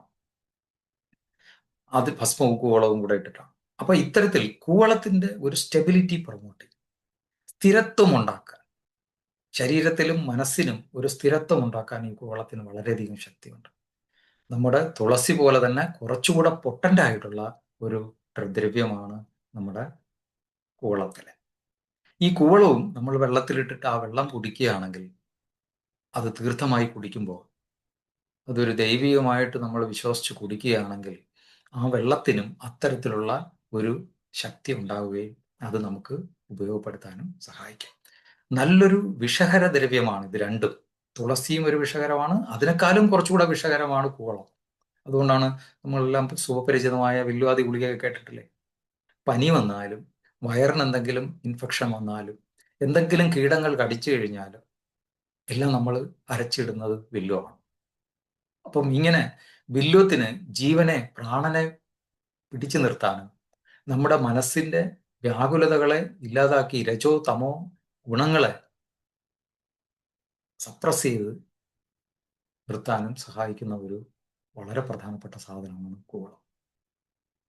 ഒരു 3 ഇലകളുള്ള വില്വത്തിന്റെ ഇത് തന്നെയാണ് നമ്മൾ അർപ്പിക്കണം. ശിവാർപ്പണം ചെയ്യുകയാണെങ്കിൽ അത് നമുക്ക് വളരെയധികം ഗുണങ്ങൾ ഉണ്ടാക്കുമെന്നാണ് ആചാര്യൻ പറഞ്ഞിരിക്കുന്നത്. ശിവന് ഏറ്റവും പ്രധാനപ്പെട്ടതും എന്നാൽ നമ്മൾ വളരെയധികം സൂക്ഷിക്കേണ്ടതുമായ ഒരു ദ്രവ്യമാണ് ഉമ്മം എന്ന് പറയുന്നത്. ഉമ്മം ഒരിക്കലും ഒരു പൂജാദ്രവ്യത്തിൽ ഇട്ടിട്ട് നമ്മൾ ഭക്ഷിക്കുന്നില്ല. പക്ഷേ ശിവന്റെ പ്രത്യേക പൂജകളിൽ ഉമ്മത്തിന്റെ കായും ഉമ്മത്തിന്റെ ഇലയും പൂവുമെല്ലാം നമ്മളോട് അർപ്പിക്കാറുണ്ട്. ഇങ്ങനെ നമുക്ക് അതിനെ ഉപയോഗിക്കാതെ തന്നെ, അകത്തോട്ട് ഉപയോഗിക്കാതെ തന്നെ നമുക്ക് ഗുണം കിട്ടുന്ന ഒരു സാധനമാണിത്. ഇതും പ്രാണന് ഏറ്റവും നല്ലതാണ്. പൂക്കളിൽ നിന്നുള്ള ആ മണവും ആ കായുടെയും ഇലയിൽ നിന്നുള്ള ഒരു പ്രത്യേകമായിട്ടുള്ള രൂക്ഷഗന്ധവും നമ്മുടെ ശ്വാസമുട്ടിനെ കുറയ്ക്കാനായിട്ട് സഹായിക്കും. വിദഗ്ധരായ വൈദ്യന്മാർ അല്ലെങ്കിൽ ആയുർവേദത്തിൽ നമ്മൾ ഇതിനെ ഔഷധമായി മാറ്റിയിട്ട് കൊടുക്കുന്നു. എന്തുകൊണ്ട്? ഇത് പോയിസൺ ആയതുകൊണ്ടാണ്. അപ്പൊ ഇതിന്റെ പേരെന്ന് തന്നെ ഉന്മത്ത എന്നാണ്. അപ്പം നമുക്ക് ഇത് കൂടുതൽ രീതിയിൽ ഉള്ളിൽ പോയി കഴിഞ്ഞു കഴിഞ്ഞാൽ നമുക്ക് ഹാലൂസിനേഷൻ ഉണ്ടാവും, നമ്മൾ ഭ്രാന്ത് പിടിച്ചതുപോലുള്ള സിംറ്റംസ് കാണിക്കും. അതുകൊണ്ട് തന്നെ ഇത് ഉപയോഗിക്കാൻ പാടില്ല എന്നുള്ളതാണ്. ഇത് ഉപയോഗിക്കുമ്പോഴും ഇതിന്റെ അർച്ചനയിലും ഇതിലെല്ലാം ചേർക്കുകയാണെങ്കിൽ തന്നെയും പാല് കൂടെ ഇതിന്റെ കൂടെ ചേർത്തതിന്റെ വിഷാംശം കുറയ്ക്കുകയാണ് ചെയ്യുന്നത്. അപ്പൊ ഇങ്ങനെ അർപ്പിച്ച പൂക്കളിലൂടെ തന്നെ നമുക്ക് പ്രാണനെ സംരക്ഷിക്കാനുള്ള ഒരു ശക്തി കൂടെ നമുക്ക് കിട്ടും. ഇത് മാത്രമല്ല, ഈ പൂക്കൾ, അർപ്പിച്ചു കഴിഞ്ഞ പൂക്കൾ നമുക്കെടുത്ത് ചെറിയായിട്ട് നുറുക്കി അരിഞ്ഞ് ഉണക്കി വെക്കാം. ഈ ഉണക്കി വെക്കുന്നത് നമുക്ക് ധൂപനത്തിന് ഉപയോഗിക്കാം. അങ്ങനെ ധൂപനത്തിന് ഉപയോഗിക്കുകയാണെങ്കിൽ അത് ശ്വാസം മുട്ടുള്ളവർക്കും ഈ അലർജിക്ക്, പുകകൾക്ക് ഇതായിട്ടുള്ളവർക്കും ഒക്കെ നമുക്കിത് പ്രിവെന്റ് ചെയ്യാൻ പറ്റും. ആയുർവേദ ശാസ്ത്രത്തിൽ നമ്മൾ ഇതിനെ പ്രത്യേക രീതിയിൽ കട്ട് ചെയ്ത് ഉണക്കി അത് പുകവലിക്കാനായിട്ട് ഉപയോഗിക്കുന്നുണ്ട്. അതായിരുന്നു ശ്വാസമുട്ടലിന് ഏറ്റവും പ്രധാനപ്പെട്ട ഒരു ഔഷധമായിട്ട് ഉപയോഗിച്ചിരുന്നത്. അപ്പൊ ഒരു കാരണവശാലും ഇത് കേൾക്കുന്നവർ പ്രത്യേകം ശ്രദ്ധിക്കുക. ഇത് ഉള്ളിലോട്ട് ഉപയോഗിക്കാൻ പാടുള്ളതല്ല. ഇത് വളരെയധികം വിഷസ്വഭാവം ഉള്ളതാണ്. പുറത്തും ഇതുപോലെ തന്നെ. പക്ഷേ നമുക്ക് ഇത്തരം പൂജകളിൽ അർപ്പിക്കാനും അവയുടെ ആ സാമീപ്യം കൊണ്ട് തന്നെ വിഷസ്വഭാവം ഇല്ലാതെ നമുക്ക് അനുകൂലമായിട്ടുള്ള ഗുണങ്ങൾ ഉണ്ടാക്കാനും ഇത് സഹായിക്കുന്ന ഒരു ഇതാണ് ഉമ്മം. ഉമ്മം 2 തരത്തിലുണ്ടാകും. ഒന്ന് നമ്മളിപ്പോൾ ഈ ഫോട്ടോയിൽ കാണുന്ന വെള്ള ഇതില്, അതുപോലെ തന്നെ നീല നിറത്തിലുള്ള അടുക്കുകളോടുകൂടിയ ഉമ്മം ശാക്തേയ പൂജകളിലെ വളരെ പ്രധാനപ്പെട്ടതാണ്. തന്ത്രങ്ങളിലും അത് ഉപയോഗപ്പെടുത്തുന്നുണ്ട്. അതുപോലെ തന്നെ നമുക്ക് ഇന്ന് നമുക്ക് മീഡിയകളിലൊക്കെ കാണുകയും ഇടയ്ക്ക് വലിയ പ്രശ്നം ഉണ്ടാക്കുകയും ചെയ്യപ്പെട്ട ഒരു തെറ്റിദ്ധരിക്കപ്പെട്ട ഒരു ഔഷധമാണ് നമ്മുടെ അരളി എന്ന് പറയുന്നത്, കരവീരം. അപ്പൊ ഈ അരളി ശരിക്കും നമ്മുടെ അമ്പലങ്ങളിലെ ഒരു പ്രധാനപ്പെട്ട പൂജാപുഷ്പമാണ്. മിക്കവാറും എല്ലാ ദൈവങ്ങൾക്കും നമ്മൾ ഈ അരളിപ്പൂ അർപ്പിക്കുന്നുണ്ട്. അരളി ഒരിടത്ത് നിൽക്കുകയും ആ പൂവിൽ നിന്നുള്ള മണവും ഇതുപോലെ ഉപയോഗപ്പെടുത്താവുന്നതാണ്. നമുക്കിന്ന് കാണാൻ പറ്റുന്നത് വളരെ പലതരത്തിലുള്ള പൊല്യൂഷൻസുകൾ ഉണ്ടാകുന്നുണ്ട്. അതിൽ arsenic, lead pollution, petroleum bicarbonate pollutions, അതുപോലെ തന്നെ എയറിൽ പലതരത്തിലുള്ള പൊല്യൂഷൻസ്. പല പഠനങ്ങൾ കാണിക്കുന്നതെന്ന് പറഞ്ഞാൽ ഈ അരളി ചെടിക്ക് ഒരു പ്രത്യേക ഗുണമുണ്ട്. ഇത്തരം കെമിക്കലുകളെ അബ്സോർബ് ചെയ്തിട്ട് അതിനെ നള്ളിഫൈ ചെയ്ത് ഇലകളിലൂടെ അത് കൺവെർട്ട് ചെയ്ത് മാറ്റുക. ഇതിന് പറയുന്നത് ഫൈറ്റോ റെമഡിയേഷൻ എന്നാണ്. അപ്പം ഇങ്ങനെയുള്ള ഒരു ഫൈറ്റോ റെമഡിയേഷൻ അന്തരീക്ഷ മലിനീകരണം തടയാനും മണ്ണിലെ മലിനീകരണം തടയാനും സഹായിക്കുന്ന ഏറ്റവും നല്ലൊരു പൂവാണിത്. അതുപോലെ നമ്മൾ നോക്കിക്കഴിഞ്ഞാൽ ഇതിന് 5 ഇതളുകളാണ്. ആ ഇതളുകൾക്കകത്തുനിന്ന് പിന്നെയും ചെറിയ ഇതളുകളുടെ നാരുകൾ പോലെ പുറത്തേക്ക് വന്നിരിക്കുന്നു. അപ്പൊ അങ്ങനെ വൈവിധ്യമാർന്ന ഒരു വർണ്ണ വ്യത്യാസവും വൈവിധ്യമാർന്ന സ്പർശന വൈവിധ്യതയും സുഗന്ധ വൈവിധ്യതയും ഉള്ള ഒരു ദ്രവ്യമാണിത്. ഒരു അരളിപ്പൂ നമ്മൾ കയ്യിലെടുത്ത് വെച്ച് കഴിഞ്ഞാൽ അതിന്റെ മാർദ്ദവ സ്നിഗ്ധത്വം നമുക്ക് എത്രമാത്രം ഇത് ചെയ്യാൻ പറ്റും. അങ്ങനെ മാർദ്ദവ സ്നിഗ്ധത്വം നമ്മുടെ മനസ്സിനൊരു പ്രത്യേകത ഉണ്ടാക്കും. അതിൽ നിന്നുണ്ടാകുന്ന സുഗന്ധപൂരിതമായിട്ടുള്ള ആ ഗന്ധം, അതും മനസ്സിനെ നമുക്ക് കാമാക്കും. അതിൽ തന്നെ വെള്ള അരളിയാണെങ്കിൽ കുറെ കൂടെ ഉത്കൃഷ്ടമായിട്ട് മാറും. അപ്പൊ ഇങ്ങനെ അന്തരീക്ഷത്തിനെ തന്നെ സ്വാംശീകരിച്ച് ഗുണകരമാക്കി മാറ്റാനും അതുപോലെ മനസ്സിനെ സ്വാധീനിക്കാനും സഹായിക്കുന്ന ഒരു പുഷ്പമാണ്. ഇതിന്റെ എല്ലാ ഭാഗങ്ങളും വിഷസ്വഭാവമുള്ളതാണ്. എന്നാൽ പുഷ്പത്തിൽ മാത്രം വിഷം വളരെ കുറവാണ് എന്ന് പറഞ്ഞ് ആരും കഴിക്കാൻ പാടില്ല. പക്ഷെ ഒരു ചൂട് തട്ടിക്കഴിഞ്ഞാൽ വിഷസ്വഭാവം കുറയാവുന്ന ഒരു പുഷ്പം കൂടെയാണിത്. ഒരിക്കലും നമ്മുടെ ഒരു പൂജാക്രമങ്ങളിലും ഇത് ഉള്ളിൽ കഴിക്കാനായിട്ടുള്ള വിധിയില്ല. ഇത് നമുക്ക് ഇങ്ങനെ വച്ച് പൂജിച്ച് നമുക്ക് അതിന്റെ സാന്നിധ്യം കൊണ്ട് തന്നെ നമ്മുടെ മനസ്സിനും ശരീരത്തിനും ഗുണകരം ഉണ്ടാക്കാനുള്ള വിധികളാണുള്ളത്. അപ്പൊ അതുകൊണ്ട് ഒരിക്കലും നമുക്ക് അവോയ്ഡ് ചെയ്യാവുന്ന പുഷ്പമല്ല. നമ്മുടെ ചുറ്റുമുള്ള അന്തരീക്ഷത്തിനെയും നമ്മുടെ മണ്ണിനെയും, ഇത് നമ്മൾ പൂജയൊക്കെ കഴിഞ്ഞു കഴിഞ്ഞാൽ ഈ വലിയ ബണ്ടിലായിട്ടുള്ള കിലോ കണക്കിനാണ് ഓരോ പുഷ്പം വരുന്നത്. ഈ പുഷ്പം നമ്മൾ എവിടെയാണ് കളയുന്നത്? തിരിച്ച് നമ്മൾ ഭൂമിയിലേക്ക് തന്നെയാണ് നിക്ഷേപിക്കുന്നത്. അങ്ങനെ നിക്ഷേപിക്കുന്നതുകൊണ്ട് ഭൂമിയും പിന്നെയും അഭിവൃദ്ധിപ്പെടും. അതിൽ നിന്ന് ഫിൽട്ടർ ചെയ്തു പോകുന്ന വെള്ളം, അതിൽ നിന്ന് സ്വാംശീകരിച്ചുണ്ടാകുന്ന പലതരം അതർ കെമിക്കൽസ്, ഇതെല്ലാം നമ്മുടെ മണ്ണിന് ജൈവ സമ്പുഷ്ടത ഉണ്ടാക്കുകയാണ്. ഇതുപോലത്തെ ഒരു പ്രധാനപ്പെട്ട സാധനമാണ് നമ്മുടെ മാരിക്കൊഴുന്ത് പറയുന്നത്. മുരുകൻ ഏറ്റവും പ്രധാനപ്പെട്ടത്, ദുർഗാദേവിക്ക് അല്ലെങ്കിൽ പാർവതി ദേവിക്കെല്ലാം നമുക്ക് ഏറ്റവും പ്രധാനപ്പെട്ടതാണ് മാരിക്കൊഴുന്ത്. അപ്പോൾ ഈ മാരിക്കൊഴുന്തും ഇതുപോലെയാണ്. ആചാര്യം പറയണമെന്ന് പറഞ്ഞ് ഹൃദ്യോ ദമനകം ഹൃദ്യോ, ഇത് ഹൃദയത്തിന് ഏറ്റവും നല്ലതാണ്. സുഗന്ധികം, അത് മണമുള്ളതാണ്. വൃശ്യമായിട്ടുള്ളത്, നമുക്ക് വൃശ്യത്വം ഉണ്ടാക്കുന്നതാണ്. ഗ്രഹണ, അത് നമ്മൾ വയ്ക്കുകയോ അത് ഉപയോഗിക്കുകയോ ചെയ്തു കഴിഞ്ഞാൽ വിഷമില്ലാതാക്കും, കുഷ്ഠമില്ലാതാക്കും. ക്ലേദ കണ്ടു ത്രിദോഷജിത്ത്, നമുക്ക് ശരീരത്തിൽ ഉണ്ടാകുന്ന കൂടുതലുണ്ടാകുന്ന ക്ലേദങ്ങൾ, ചൊറിച്ചിലുകൾ, പൊട്ടി ഒലിച്ചിലുകൾ, ഇതെല്ലാം ഇല്ലാതാക്കും. അപ്പോൾ ഇത് എന്ത് ദ്രവ്യമാണെന്ന് നമുക്ക് നോക്കിക്കഴിഞ്ഞാൽ മാരിക്കൊഴുന്തെന്ന് പറയുന്നത് ഒരു ആർട്ടിമീസിയ എന്ന് പറയുന്ന സാധനമാണ്. ഇന്ന് ആർട്ടിമീസിയയുടെ ഇത് നമ്മൾ നോക്കുക, എല്ലാ ആർട്ടിമീസിയകളും ഏറ്റവും നല്ല anti bacterial, anti fungal, anti viral ദ്രവ്യമായിട്ട് ഉപയോഗിച്ചിരിക്കുകയാണ്. എസ്പെഷ്യലി മലേറിയ പോലെയുള്ള ദുഷ്കടമായിട്ടുള്ള ജ്വരങ്ങളിൽ ഇത് വളരെ പ്രധാനപ്പെട്ട ഒരു ഔഷധമാണ്. അതുപോലെയുള്ള ഇൻഫെക്ഷൻസുകളിൽ ഇത് ഉപയോഗിക്കും. ഇപ്പൊ ചിക്കൻ ബോക്സ് ഇതുപോലെയൊക്കെ പടർന്നു പിടിക്കുന്ന അവസ്ഥകളിൽ ഇത്തരം പൂക്കളുടെ ഒരു ഉപയോഗം നമ്മൾ ഒരു ദേവസ്ഥാനത്തോ അല്ലെങ്കിൽ ഒരു വീട്ടിലോ ചെയ്യുകയാണെങ്കിൽ നമുക്ക് ഈ തരത്തിലുള്ള വൈറൽ സ്പ്രെഡിങ്സുകൾ നമുക്ക് അവോയ്ഡ് ചെയ്യാൻ പറ്റും. ഇങ്ങനെയുള്ള പലതരത്തിലുള്ള മക്കിപ്പൂക്കൾ തമിഴ്നാട്ടിലെ പല സ്ഥലങ്ങളിലും പൂവായിട്ട് ഉപയോഗിക്കുന്നുണ്ട്. മരൂപക, ദമനക എന്ന് പറഞ്ഞിട്ട് നമ്മുടെ പൂജാഗ്രന്ഥങ്ങളിൽ നമ്മൾ നേരത്തെ പറഞ്ഞ ശിവപുരാണം, അഗ്നിപുരാണം, ഇതിനകത്തൊക്കെ വളരെയധികം ഡിസ്ക്രിപ്ഷൻസുകളുണ്ട് ഇതിന്റെ ഉപയോഗിക്കുന്നതുകൊണ്ടുള്ള ഗുണങ്ങളെ പറ്റി.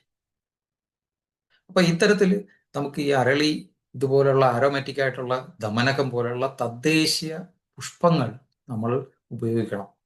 അങ്ങനെയുള്ള പുഷ്പങ്ങളിലായിട്ട് തന്നെ നമ്മൾ മാറണം. ഇന്ന് പലപ്പോഴും നമുക്ക് കാണുന്നതെന്ന് പറഞ്ഞാൽ വെളിയിൽ നിന്ന് വരുന്ന പുതിയ തരം പുഷ്പങ്ങളെയാണ് നമ്മൾ ഇന്ന് കൂടുതൽ ഉപയോഗിക്കാൻ തുടങ്ങിയിരിക്കുന്നത്.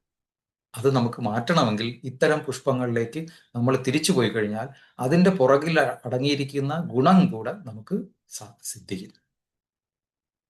ശിവനും ഗണപതിക്കുമൊക്കെ ഏറ്റവും പ്രധാനപ്പെട്ട ഒരു ഇതാണ് എരിക്ക്. അർക്കം സൂര്യഭഗവാന്റെ ഭൂമിയിലെ ഒരു ഇൻകാർണേഷനായിട്ട് കരുതപ്പെടുന്നതാണ് എരിക്ക്.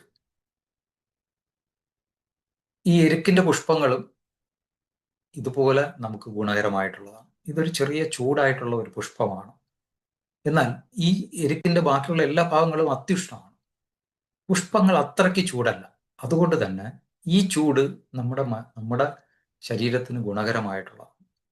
അപ്പോൾ ശരിക്കും എപ്പോഴും തുമ്മൽ, ജലദോഷം ഇങ്ങനെയുള്ളവർക്കൊക്കെ നമുക്ക് വെളിച്ചെണ്ണയിൽ ഒരു 9 100 ml വെളിച്ചെണ്ണ എടുക്കുകയാണെങ്കിൽ ഒരു 9 എരിക്കിന്റെ പുഷ്പം ഇട്ട് നമ്മളതിനെ ചൂടാക്കി തിളപ്പിച്ച് വെട്ടിച്ചെടുത്ത് കഴിഞ്ഞാൽ, അതിന്റെ പരുവത്തിന് എടുത്തു കഴിഞ്ഞാൽ അത് തലയിൽ തേച്ച് കഴിഞ്ഞാൽ റിക്കറൻ്റ് ആയിട്ടുള്ള നമ്മുടെ മൂക്കൊലിപ്പ്, നേസൽ സെപ്റ്റം ഡീവിയേഷൻ ഇങ്ങനെയൊക്കെ ഉള്ളതൊക്കെ നമുക്ക് അവോയ്ഡ് ചെയ്യാൻ പറ്റും. അത്തരത്തിൽ ഈ പുഷ്പം ഒരു നീർപ്പിടുത്തം ഇല്ലാതാക്കാവുന്ന ഒരു നല്ല ഇതാണ്.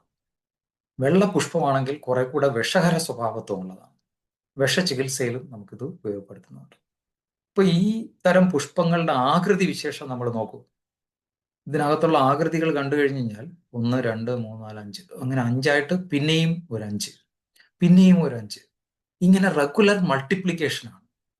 അപ്പൊ നടുക്കാണെങ്കിലോ ഒരു റൗണ്ട്, വൃത്താകൃതിയിൽ നിന്ന് ഒരു 4 5 ഇതളുള്ള ഒരു കോണായിട്ട് മാറി, പിന്നെ അടുത്തൊരു ഇതായിട്ട് മാറി, പിന്നെ ഇങ്ങനെ മാറി. അപ്പൊ ഇങ്ങനെ യൂണിഫോം ആയിട്ട് വളരെ വ്യക്തമായിട്ട് 5കളുടെ മൾട്ടിപ്ലിക്കേഷൻ ക്രമമായിട്ടുണ്ടെങ്കിൽ അതിൽ അഗ്നി തത്വത്തിന്റെ ഒരു ക്രമമായ പരിണാമമാണ് ഉണ്ടായിരിക്കുന്നത്.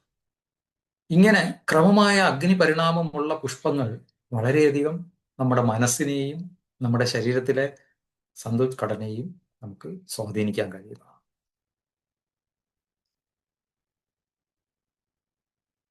പുഷ്പങ്ങളും ഇലകളും ഒക്കെ മാറിക്കഴിഞ്ഞാലും നമുക്ക് ചില പ്രത്യേക തരത്തിലുള്ള പുഷ്പം അത്ര മനോഹരമല്ല, പൂജയിൽ നമുക്ക് പറയുന്നുണ്ടെങ്കിലും നമ്മൾ ഉപയോഗിക്കുന്നില്ല. പക്ഷെ നമ്മൾ എക്സ്റ്റൻസീവായിട്ട് ഉപയോഗിക്കുന്നതാണ് ചന്ദനം. പളനിയിൽ നമ്മൾ അമ്പലത്തിൽ പോയി കഴിഞ്ഞാൽ മുരുക ഭഗവാന്റെ ദേഹത്ത് നമുക്ക് ചന്ദനം തേച്ച് വെച്ചിരുന്നിട്ട് രാവിലെ നമുക്ക് ആ ചന്ദനമാണ് പ്രസാദമായിട്ട് കൊടുക്കുന്നത്. അത്രയ്ക്ക് പ്രത്യേക രീതിയിൽ ഉണ്ടാക്കപ്പെട്ടിരിക്കുന്ന ഒരു വിഗ്രഹമാണത്. ആ വിഗ്രഹത്തിൽ നിന്ന് ഒരു ചൂടിലൂടെ ആണ് ഔഷധ തത്വങ്ങൾ പുറത്തേക്ക് പോയിക്കൊണ്ടിരിക്കുന്നത്. അതിനെ ഒരു സൗമ്യമായ ചന്ദനത്തിൽ ആവാഹിച്ചുകൊണ്ട് ആ ചന്ദനമാണ് നമുക്ക് കിട്ടുന്നത്. നമ്മുടെ ശരീരത്തിലെ ആധിക്യമാർന്ന ചൂടിനെ നമുക്ക് പ്രിവെന്റ് ചെയ്യണമെങ്കിൽ നമുക്ക് ഉപയോഗിക്കാൻ പറ്റിയ ഏറ്റവും നല്ലതാണ് ചന്ദനം. നമ്മൾ എന്തുകൊണ്ട് നെറ്റിയിൽ ചന്ദനം തൊടും?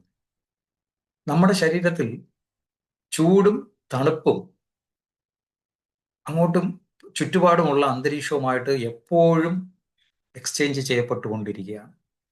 ഇങ്ങനെ നമ്മുടെ ശരീരം സംവേദനം ചെയ്യുന്ന ഏറ്റവും പ്രധാനപ്പെട്ട ഒരു ഭാഗമാണ് നമ്മുടെ പുരികത്തിന്റെ നടുവിലുള്ള ഭാഗം. അതൊരു പ്രത്യേക മർമ്മഭാഗം കൂടെയാണ്.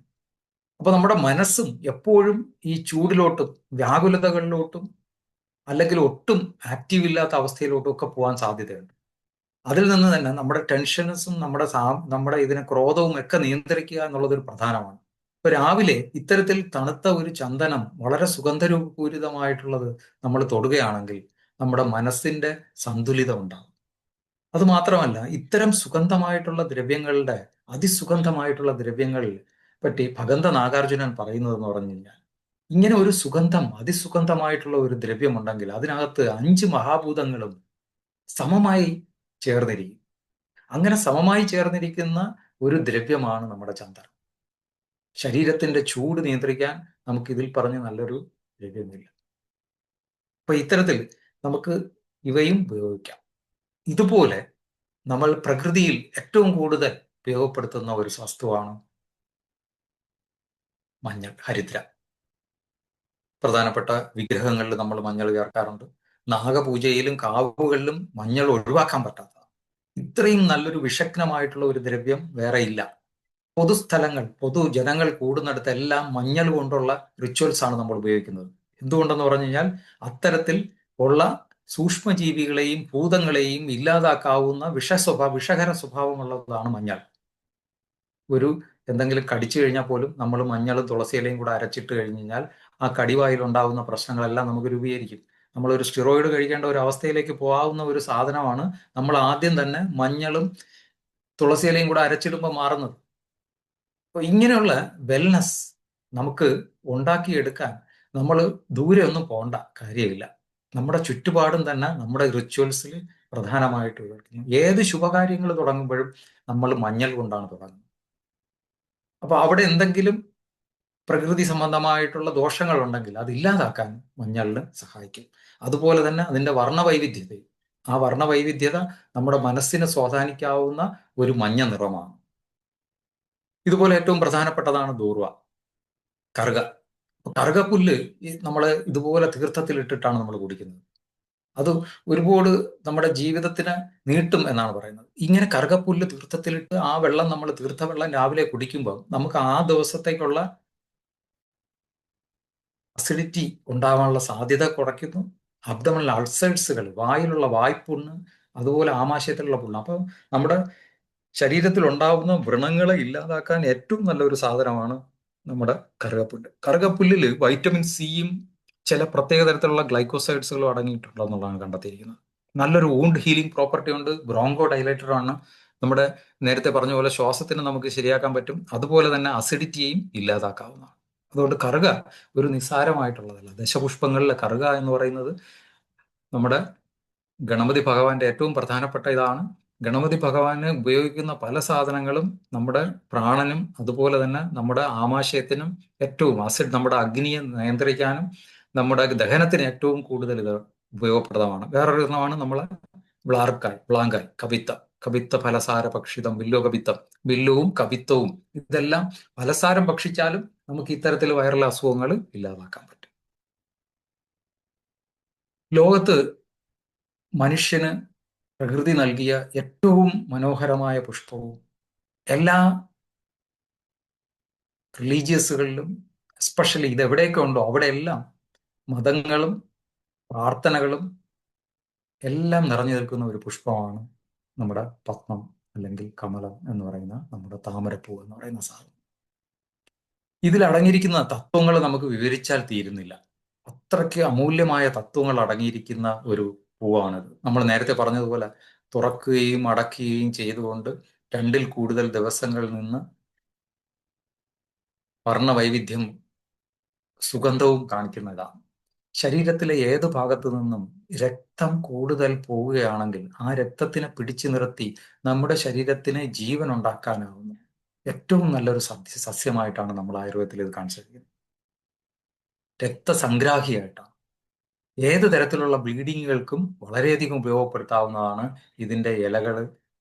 ഇതിന്റെ ഇലകളെന്ന് നമ്മൾ ഉദ്ദേശിച്ചത് ഈ ഫ്ലവറിലെ പത്രങ്ങൾ, അതിന്റെ ദളങ്ങൾ, അതിന്റെ അകത്തുള്ള സ്റ്റേമൻസ് എന്ന് പറയുന്ന നമ്മുടെ കേസരങ്ങൾ, ഇവയെല്ലാം പലതരത്തിൽ ഉപയോഗിക്കാവുന്നതാണ്.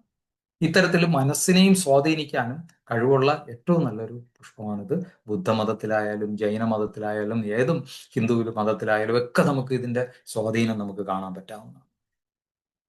അതുപോലെ തന്നെ പലതരത്തിലുള്ള ആമ്പലുകൾ, പുഷ്പ അർച്ചനയിൽ തന്നെ നമുക്ക് ഏറ്റവും പ്രധാനപ്പെട്ട പുഷ്പമായിട്ട് പറയുന്നത് പത്മപുഷ്പത്തിന്റെ അർച്ചനയും പത്മപുഷ്പ യാഗവും ഒക്കെ പറയുന്നുണ്ട്. അതിൽ തന്നെ നീല കമലം ഏറ്റവും നല്ല പുഷ്പമായിട്ടാണ് പറയുന്നത്. അപ്പൊ നീല കളറിലുള്ള പുഷ്പമാണ് ഏറ്റവും നല്ലതായിട്ട് പറയപ്പെടുന്നത്. ഇതിലുള്ള എല്ലാ പുഷ്പങ്ങളും നമുക്ക് അർച്ചനയ്ക്ക് വേണ്ടി ഉപയോഗപ്പെടുത്താവുന്നതാണ്. അർച്ചനയ്ക്ക് ഉപയോഗത്തില്ലെങ്കിലും നമ്മൾ അതിന്റെ ദർശനം കൊണ്ട് തന്നെ നമുക്ക് പുണ്യമുണ്ടാക്കാവുന്നെന്ന് പറയപ്പെടുന്ന ഒരു സാധനമാണ്. ഇതുപോലെയാണ് കാളിദേവിക്ക് അർപ്പിക്കപ്പെടുന്ന നമ്മുടെ ജപാപുഷ്പം, നമ്മുടെ ചെമ്പരത്തി. അപ്പോൾ ഈ ചുവന്ന ചെമ്പരത്തി എപ്പോഴും നമ്മുടെ വിഗർ ആൻഡ് വൈറ്റാലിറ്റി കൂട്ടും. അതുപോലെ തന്നെ നമ്മുടെ രക്തത്തിലും പിത്തത്തിന്റെയും ഒക്കെ സമീകരിക്കാനും സഹായിക്കും. അപ്പോൾ ഇത് നമുക്ക് വെള്ളത്തിലിട്ട് കുടിക്കുകയോ അല്ലെങ്കിൽ നമുക്ക് ഇതിനെ സ്ക്വാഷാക്കി ഉപയോഗിക്കുകയോ ഒക്കെ ചെയ്യാം. അതിൽ ഒരേ ഒരു കാര്യം ശ്രദ്ധിക്കേണ്ടതെന്ന് പറഞ്ഞാൽ നമുക്ക് ഇതിന്റെ നടുക്കുള്ള നാര്, ഇതിന്റെ ഇതൊന്നും അത് ഉപയോഗിക്കരുത് നമ്മൾ. അത് ഉള്ളിലേക്ക് നമുക്ക് നല്ലതല്ല. ഇതളുകൾ മാത്രം ഉപയോഗിക്കാവുന്നതാണ്. ഇതും നമ്മുടെ മനസ്സിനെ സ്വാധീനിക്കാം. ചുവപ്പ് നിറമാണ്. ചുവപ്പ് വർണ്ണം കൊണ്ട് മനസ്സിന്റെ കൂടുതൽ വൈറ്റാലിറ്റിയും ആക്ഷനും സഹായിക്കാവുന്ന ഒരു പുഷ്പമാണ് നമ്മുടെ ചെമ്പരത്തി. അതുപോലെ തന്നെ നമ്മുടെ തെച്ചി.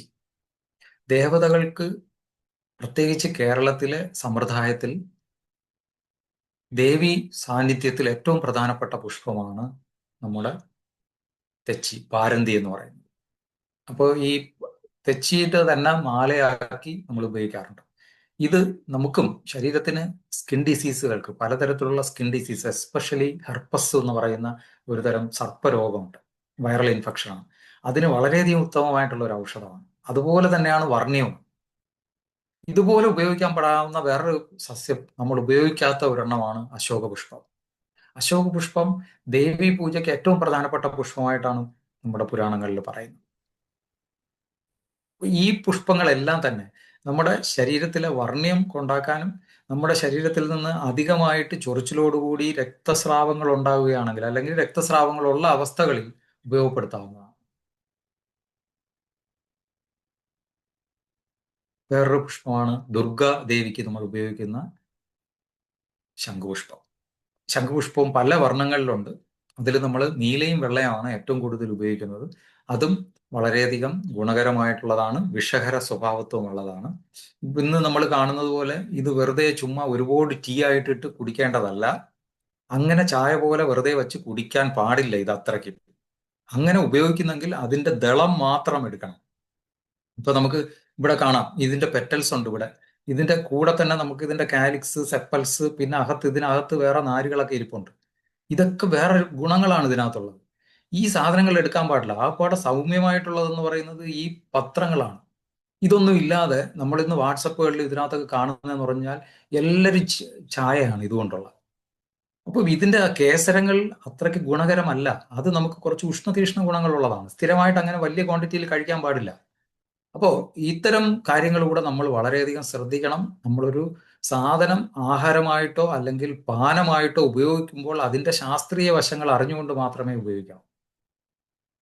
എന്തായാലും ഇതിപ്പോൾ നമുക്ക് പൂജയ്ക്കെല്ലാം, ദുർഗാ പൂജയ്ക്കൊക്കെ ഉപയോഗിക്കാവുന്നതാണ്. ഇതിന്റെ ഇലകൾ നമ്മൾ വീട്ടിൽ നട്ടു വളർത്തിയ വളരെ മനോഹരമായിട്ടുള്ള ഒരു ചെടിയാണ്. പൂജയ്ക്ക് എടുത്തില്ലെങ്കിൽ പോലും ഇലകൾ ഏറ്റവും നല്ല വിഷഹര സ്വഭാവമുണ്ട്. കടന്നൽ കുത്തുക, എന്തെങ്കിലും അതുപോലുള്ള ഇൻസെക്ട് കടിക്കുകയൊക്കെ ചെയ്തു കഴിഞ്ഞാൽ ഇത് അരച്ചിട്ട് കഴിഞ്ഞാൽ പെട്ടെന്ന് തന്നെ നമുക്ക് അതിൽ നിന്ന് മോചനം ഉണ്ടാകുന്നതാണ്.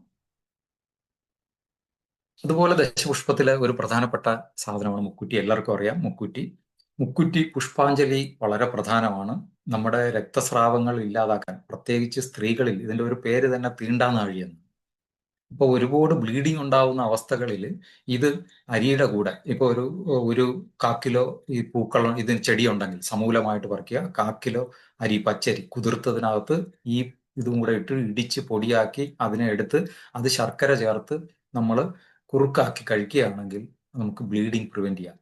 ഗർഭം കഴിഞ്ഞതിന് ശേഷം, പ്രസവം കഴിഞ്ഞതിന് ശേഷം കഴിക്കാവുന്ന, യൂട്രസ് ചുരുങ്ങാനും ബ്ലീഡിങ് നിൽക്കാനും പറ്റിയ ഏറ്റവും നല്ലൊരു താഴമാണ്. അതുകൊണ്ട് തന്നെയാണ് നമ്മളെ ഇതിലുള്ള പേര് തീണ്ടാനാഴി എന്നുള്ളത്. അപ്പൊ ഇത്തരത്തില് പുഷ്പാഞ്ജലികൾ ഇത് വെച്ച് മാത്രമായിട്ട് ചെയ്യുന്ന അമ്പലങ്ങളുണ്ട്. മല്ലൂർ മഹാഗണപതി ക്ഷേത്രത്തിൽ ഇത്തരത്തിൽ ചെയ്യുന്നുണ്ട്. അപ്പൊ ഇതെല്ലാം അത് നമ്മൾ എങ്ങനെയാണ് ചെയ്യുന്നത്? അത് നമ്മൾ ത്രിമധുരത്തിൽ ഇട്ടാണ്, എന്നിട്ട് മുക്കിയിട്ടാണ് ഇത് ചെയ്യുന്നത്. അപ്പൊ ഈ ത്രിമധുരത്തിൽ കിട്ടുന്ന ഔഷധ ഗുണം നമുക്കും പിന്നെയും ഉപയോഗപ്പെടുത്താവുന്നതാണ്. ഇത്തരത്തിൽ വർണ്ണവൈവിധ്യം കൊണ്ടും അതിന്റെ കാഴ്ചയിലും മനസ്സിനെ സ്വാധീനിക്കുന്ന ഒരു സ്വർണ്ണവർണ്ണമുള്ള പുഷ്പമാണ് നമ്മുടെ ഇത്. അതുപോലെ വിഷ്ണുദേവൻ ഭഗവാന് ഏറ്റവും നല്ലത്, നമ്മുടെ ബ്രെയിനിന് ഏറ്റവും ഗുണകരമായിട്ടുള്ള ഒരു പുഷ്പമാണ് നമ്മുടെ വിഷ്ണുക്രാന്തി. ഇന്ന് നമുക്ക് അന്യം നിന്ന് പോയിക്കൊണ്ടിരിക്കുന്നതാണ്. നമ്മൾ പൂജകളിലൊക്കെ ക്രമങ്ങളിൽ പറയുന്നു, ദശപുഷ്പത്തിൽ ഒരാണെങ്കിൽ, ഒരു അംഗമാണെങ്കിൽ പോലും നമുക്ക് തീർത്തും നമ്മുടെ റിച്വൽസിൽ നിന്ന്, അർച്ചനകളിൽ നിന്ന് മാറിപ്പോയ ഒരു പുഷ്പമാണ് വിഷ്ണുക്രാന്തി. നമ്മുടെ മനസ്സിനെയും ശരീരത്തിനെയും ബാലൻസ് ചെയ്യാനും ഉറക്കം ഉണ്ടാക്കാനും ഏറ്റവും നല്ലൊരു പുഷ്പമാണ് വിഷ്ണുക്രാന്തി. അതുപോലെ തന്നെ നാഗകേസരം.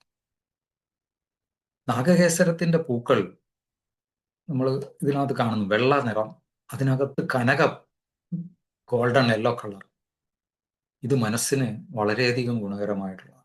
A white combination with a golden yellow. അതിന്റെ ബാക്ക് സൈഡ് കാണുന്നില്ലേ, ഒരു റെഡ്. സോ അങ്ങനെ ഭൂതവൈവിധ്യങ്ങൾ, തേജസ്, ആകാശം, വായു, ഇത്തരം ഭൂതവൈവിധ്യങ്ങൾ നിറഞ്ഞ സാത്വിക ഗുണങ്ങളുടെ ഒരു സമ്മേളനമുള്ള ഒരു പുഷ്പമാണ്. ഈ പുഷ്പവും നമ്മുടെ ശരീരത്തിൽ നിന്ന് നമ്മുടെ ജീവനായ രക്തം അധികം പോവുകയാണെങ്കിൽ നമ്മൾ ഉപയോഗിക്കുന്ന ഒരു പുഷ്പമാണ്. ഇതിന്റെ സാന്നിധ്യവും നമ്മുടെ മനസ്സിന് വളരെ സൗമ്യത ഉണ്ടാക്കാവുന്ന ഒരു ഇതാണ്. അതുപോലത്തെ ഒരു ശീതപ്രധാനമായിട്ടുള്ള ഒരു പുഷ്പമാണ് ചെമ്പക പുഷ്പം. വിഷ്ണുദേവനും സുബ്രഹ്മണ്യനും ശിവൻ പാർവതി മിക്കവാറും എല്ലാ ദൈവങ്ങൾക്കും നമ്മൾ ഈ കാണുന്ന ഇതാണ് നമ്മൾ പല അമ്പലങ്ങളിലും സുബ്രഹ്മണ്യ ക്ഷേത്രങ്ങളുടെയും ശിവക്ഷേത്രങ്ങളുടെയും കാളി ക്ഷേത്രങ്ങളുടെയും ഒക്കെ ഫ്രണ്ടിൽ കാണുന്ന കാട്ടിലുള്ള വനച്ചെമ്പകം എന്ന് പറയുന്നത്. ഈ രണ്ട് ചെമ്പകങ്ങൾക്കും അപാരമായിട്ടുള്ള അന്തരീക്ഷ ശുദ്ധീകരണ ശക്തിയുണ്ട്. അതിന്റെ മണം നമ്മുടെ വശീകരിക്കുന്ന മണമാണ്, ഒരു പ്രത്യേക തരത്തിലുള്ള മണമാണ്. ഈ മണം നമ്മുടെ മനസ്സിനെ വളരെയധികം കാമാക്കാൻ പറ്റും. നമ്മുടെ ശരീരത്തിലുള്ള പല ഹോർമോൺസുകളെയും നിയന്ത്രിക്കാനും ശാന്തമാക്കാനുമുള്ള ഒരു ശക്തിയുണ്ട്. ഇവിടെയും ആചാര്യൻ പറയുന്നതെന്ന് പറഞ്ഞാൽ ഈ പുഷ്പം കടു തിക്തരസങ്ങളും കഷായ മധുരങ്ങളും 4 രസങ്ങൾ അടങ്ങിയിരിക്കുന്നതാണ്. അത് തണുപ്പാണ്. ഇതും വിഷത്തിനും കൃമിക്കും വളരെ ബുദ്ധിമുട്ടുള്ള കഫവാതങ്ങൾ കൊണ്ടുണ്ടാവുന്ന രക്തപിത്തങ്ങളെയും ഇല്ലാതാക്കുമെന്നാണ് ഈ പുഷ്പം. അപ്പൊ അത്തരം പുഷ്പങ്ങൾ നമ്മൾ വെള്ളത്തിൽ വെച്ചിരുന്നിട്ട് ആ വെള്ളം കുടിച്ചാൽ തന്നെ നമുക്ക് ഒരു പരിധി വരെ ഇതിനെല്ലാം നമുക്ക് പ്രിവെന്റ് ചെയ്യാൻ പറ്റും. ഇപ്പൊ നമ്മൾ ഇന്ന് ആരോമ തെറാപ്പി എന്നൊക്കെ പറഞ്ഞൊരു പുതിയ ബ്രാഞ്ച് തന്നെ ഡെവലപ്പ് ചെയ്തു വന്നുകൊണ്ടിരിക്കുകയാണ്. നമ്മളിത് വളരെയധികം പൈസയും നമ്മുടെ ബാക്കിയുള്ള സമയവും എല്ലാം കൊടുത്തുകൊണ്ടാണ് ഈ തെറാപ്പിക്കൊക്കെ നമ്മൾ പോണത്. അപ്പൊ ഇതിനെല്ലാം ഉപരിയായിട്ട് ഒരു പൂജാക്രമത്തിൽ നമ്മൾ ഇത്തരം പുഷ്പങ്ങൾ ഉപയോഗിക്കുകയാണെങ്കിൽ നമ്മുടെ ആത്മസമർപ്പണമായി യോഗം ചെയ്യുന്നതിന്റെ ഗുണമായി നമുക്ക് അതിൽ നിന്ന് കിട്ടുന്ന ഇത്തരം മാനസികമായിട്ടുള്ള ഗുണങ്ങൾ ആരോമ തെറാപ്പി പോലെയുള്ളത് നമുക്ക് കിട്ടുകയും ചെയ്യും. അതുപോലെ തന്നെ സമുദ്ര മഥനകാലത്ത് ഉണ്ടായി വന്ന ഒരു പുഷ്പമാണ്, ഒരു ചെടിയാണ് പാരിജാതം. ഇതാണ് നമ്മുടെ ശരിക്കും ഉള്ള പാരിജാതം എന്ന് പറയുന്നത്. കുങ്കുമനാളം പുഷ്പം, ഇങ്ങനെ കുങ്കുമനാളമുള്ള ഒരു പുഷ്പമാണ് പാരിജാത പുഷ്പം. അല്ലാതെ നമ്മൾ ഇന്ന് ഗാർഡനുകളിലും പല സ്ഥലങ്ങളിലും ഒക്കെ വിറ്റഴിക്കപ്പെടുന്ന പാരിജാതം അല്ല ശരിക്കുള്ള പാരിജാതം. സമുദ്ര മഥനത്തിൽ ഉണ്ടാവുകയും ഗ്രന്ഥങ്ങളിൽ, സംസ്കൃത ഗ്രന്ഥങ്ങളിൽ പറയുകയും പൂജയ്ക്ക് പ്രത്യേകമായിട്ട് കൃഷ്ണന്റെ പൂജയ്ക്കും ഇന്ദ്രന്റെ പൂജയ്ക്കും ഒക്കെ പറയുന്ന ഒരു പുഷ്പമാണ് ഈ പുഷ്പം. ഇതും നമ്മുടെ രക്തപിത്തങ്ങൾ പോലുള്ള നമ്മുടെ ബ്ലഡ് റിലേറ്റഡ് ഡിസോർഡേഴ്സുകൾക്ക് വളരെ ഉപയോഗപ്രദമാണ്. അത് മാത്രമല്ല വാതരോഗങ്ങൾക്കും ഇത് ഗുണകരമായിട്ടുള്ളതാണ്. അപ്പൊ ഈ പുഷ്പങ്ങൾ നമ്മൾ ഡയറക്റ്റ് ആയിട്ട് ചെടിയിൽ നിന്ന് പറിക്കാൻ പാടില്ലെന്ന് പറയാം. അത് വീഴ്ന്നു കിടക്കുന്ന പുഷ്പങ്ങളെ എടുക്കാവൂ. അത്രയ്ക്ക് ദിവ്യത്വമുള്ള ഒരു പുഷ്പമായിട്ടാണ് പറയുന്നത്. അങ്ങനെയുള്ള ഒരു പുഷ്പമാണ് പാരിജാത പുഷ്പം. അതുപോലെ വർണ്ണവൈവിധ്യങ്ങൾ കൊണ്ടും സുഗന്ധം കൊണ്ടും നമുക്ക് പലതരത്തിലുള്ള പിച്ചികൾ ഉണ്ടെങ്കിലും വെള്ള പുച്ചിയാണ് നമ്മുടെ നാടൻ തരത്തിലുള്ള പിച്ചകമുല്ല, പിച്ചി, മുല്ല, കുടമുല്ല, നല്ല മുല്ല, അതുപോലെ അടുക്കുമുല്ല, ഇങ്ങനെയൊക്കെ പറഞ്ഞ പലതരത്തിലുള്ള നമുക്ക് മുല്ലകളും പിച്ചികളും ഉണ്ട്. ഇവയെല്ലാം ശുഭ്രമാണ്. നമ്മുടെ ശുദ്ധമായിട്ടുള്ള വെള്ള നിറത്തോടുകൂടി വളരെ സൗഗന്ധികമായിട്ടുള്ള ഒരു മനസ്സിനെ സമാധാനിപ്പിക്കുന്ന അല്ലെങ്കിൽ മനസ്സിന്റെ വൃഷ്യ സ്വഭാവത്തെ കൂട്ടുന്ന ഒരു പുഷ്പമാണ്.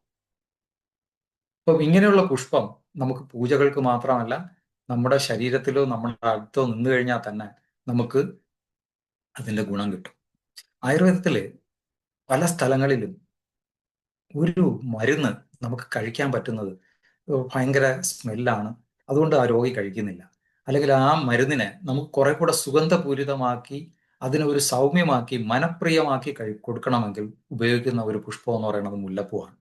മുല്ലപ്പൂ വിതറി ആ ഔഷധം അങ്ങനെ വച്ച് ഒരു ദിവസം ചന്ദ്രന്റെ രശ്മികൾ അതിൽ പതിച്ചു കഴിഞ്ഞു കഴിഞ്ഞാൽ ആ പുഷ്പത്തിന് നിന്ന് ഈ മരുന്നുകളിലേക്ക്, ഔഷധത്തിലേക്ക് അമൂല്യമായിട്ടുള്ള സോമതത്വവും സൗമ്യതത്വങ്ങൾ ഇറങ്ങുകയും അത് ഈ ഔഷധത്തിന്റെ ഇത്തരം അൺവാണ്ടഡ് ആയിട്ടുള്ള അല്ലെങ്കിൽ അൺപാലക്റ്റബിൾ ആയിട്ടുള്ള നമ്മുടെ ഗന്ധവും അതിന്റെ രസവും എല്ലാം മാറ്റി മനുഷ്യന് സുഖം വരുമെന്നുള്ളതാണ്. അങ്ങനെയൊക്കെ ഉപയോഗിക്കുന്ന ഒരു പുഷ്പമാണ്.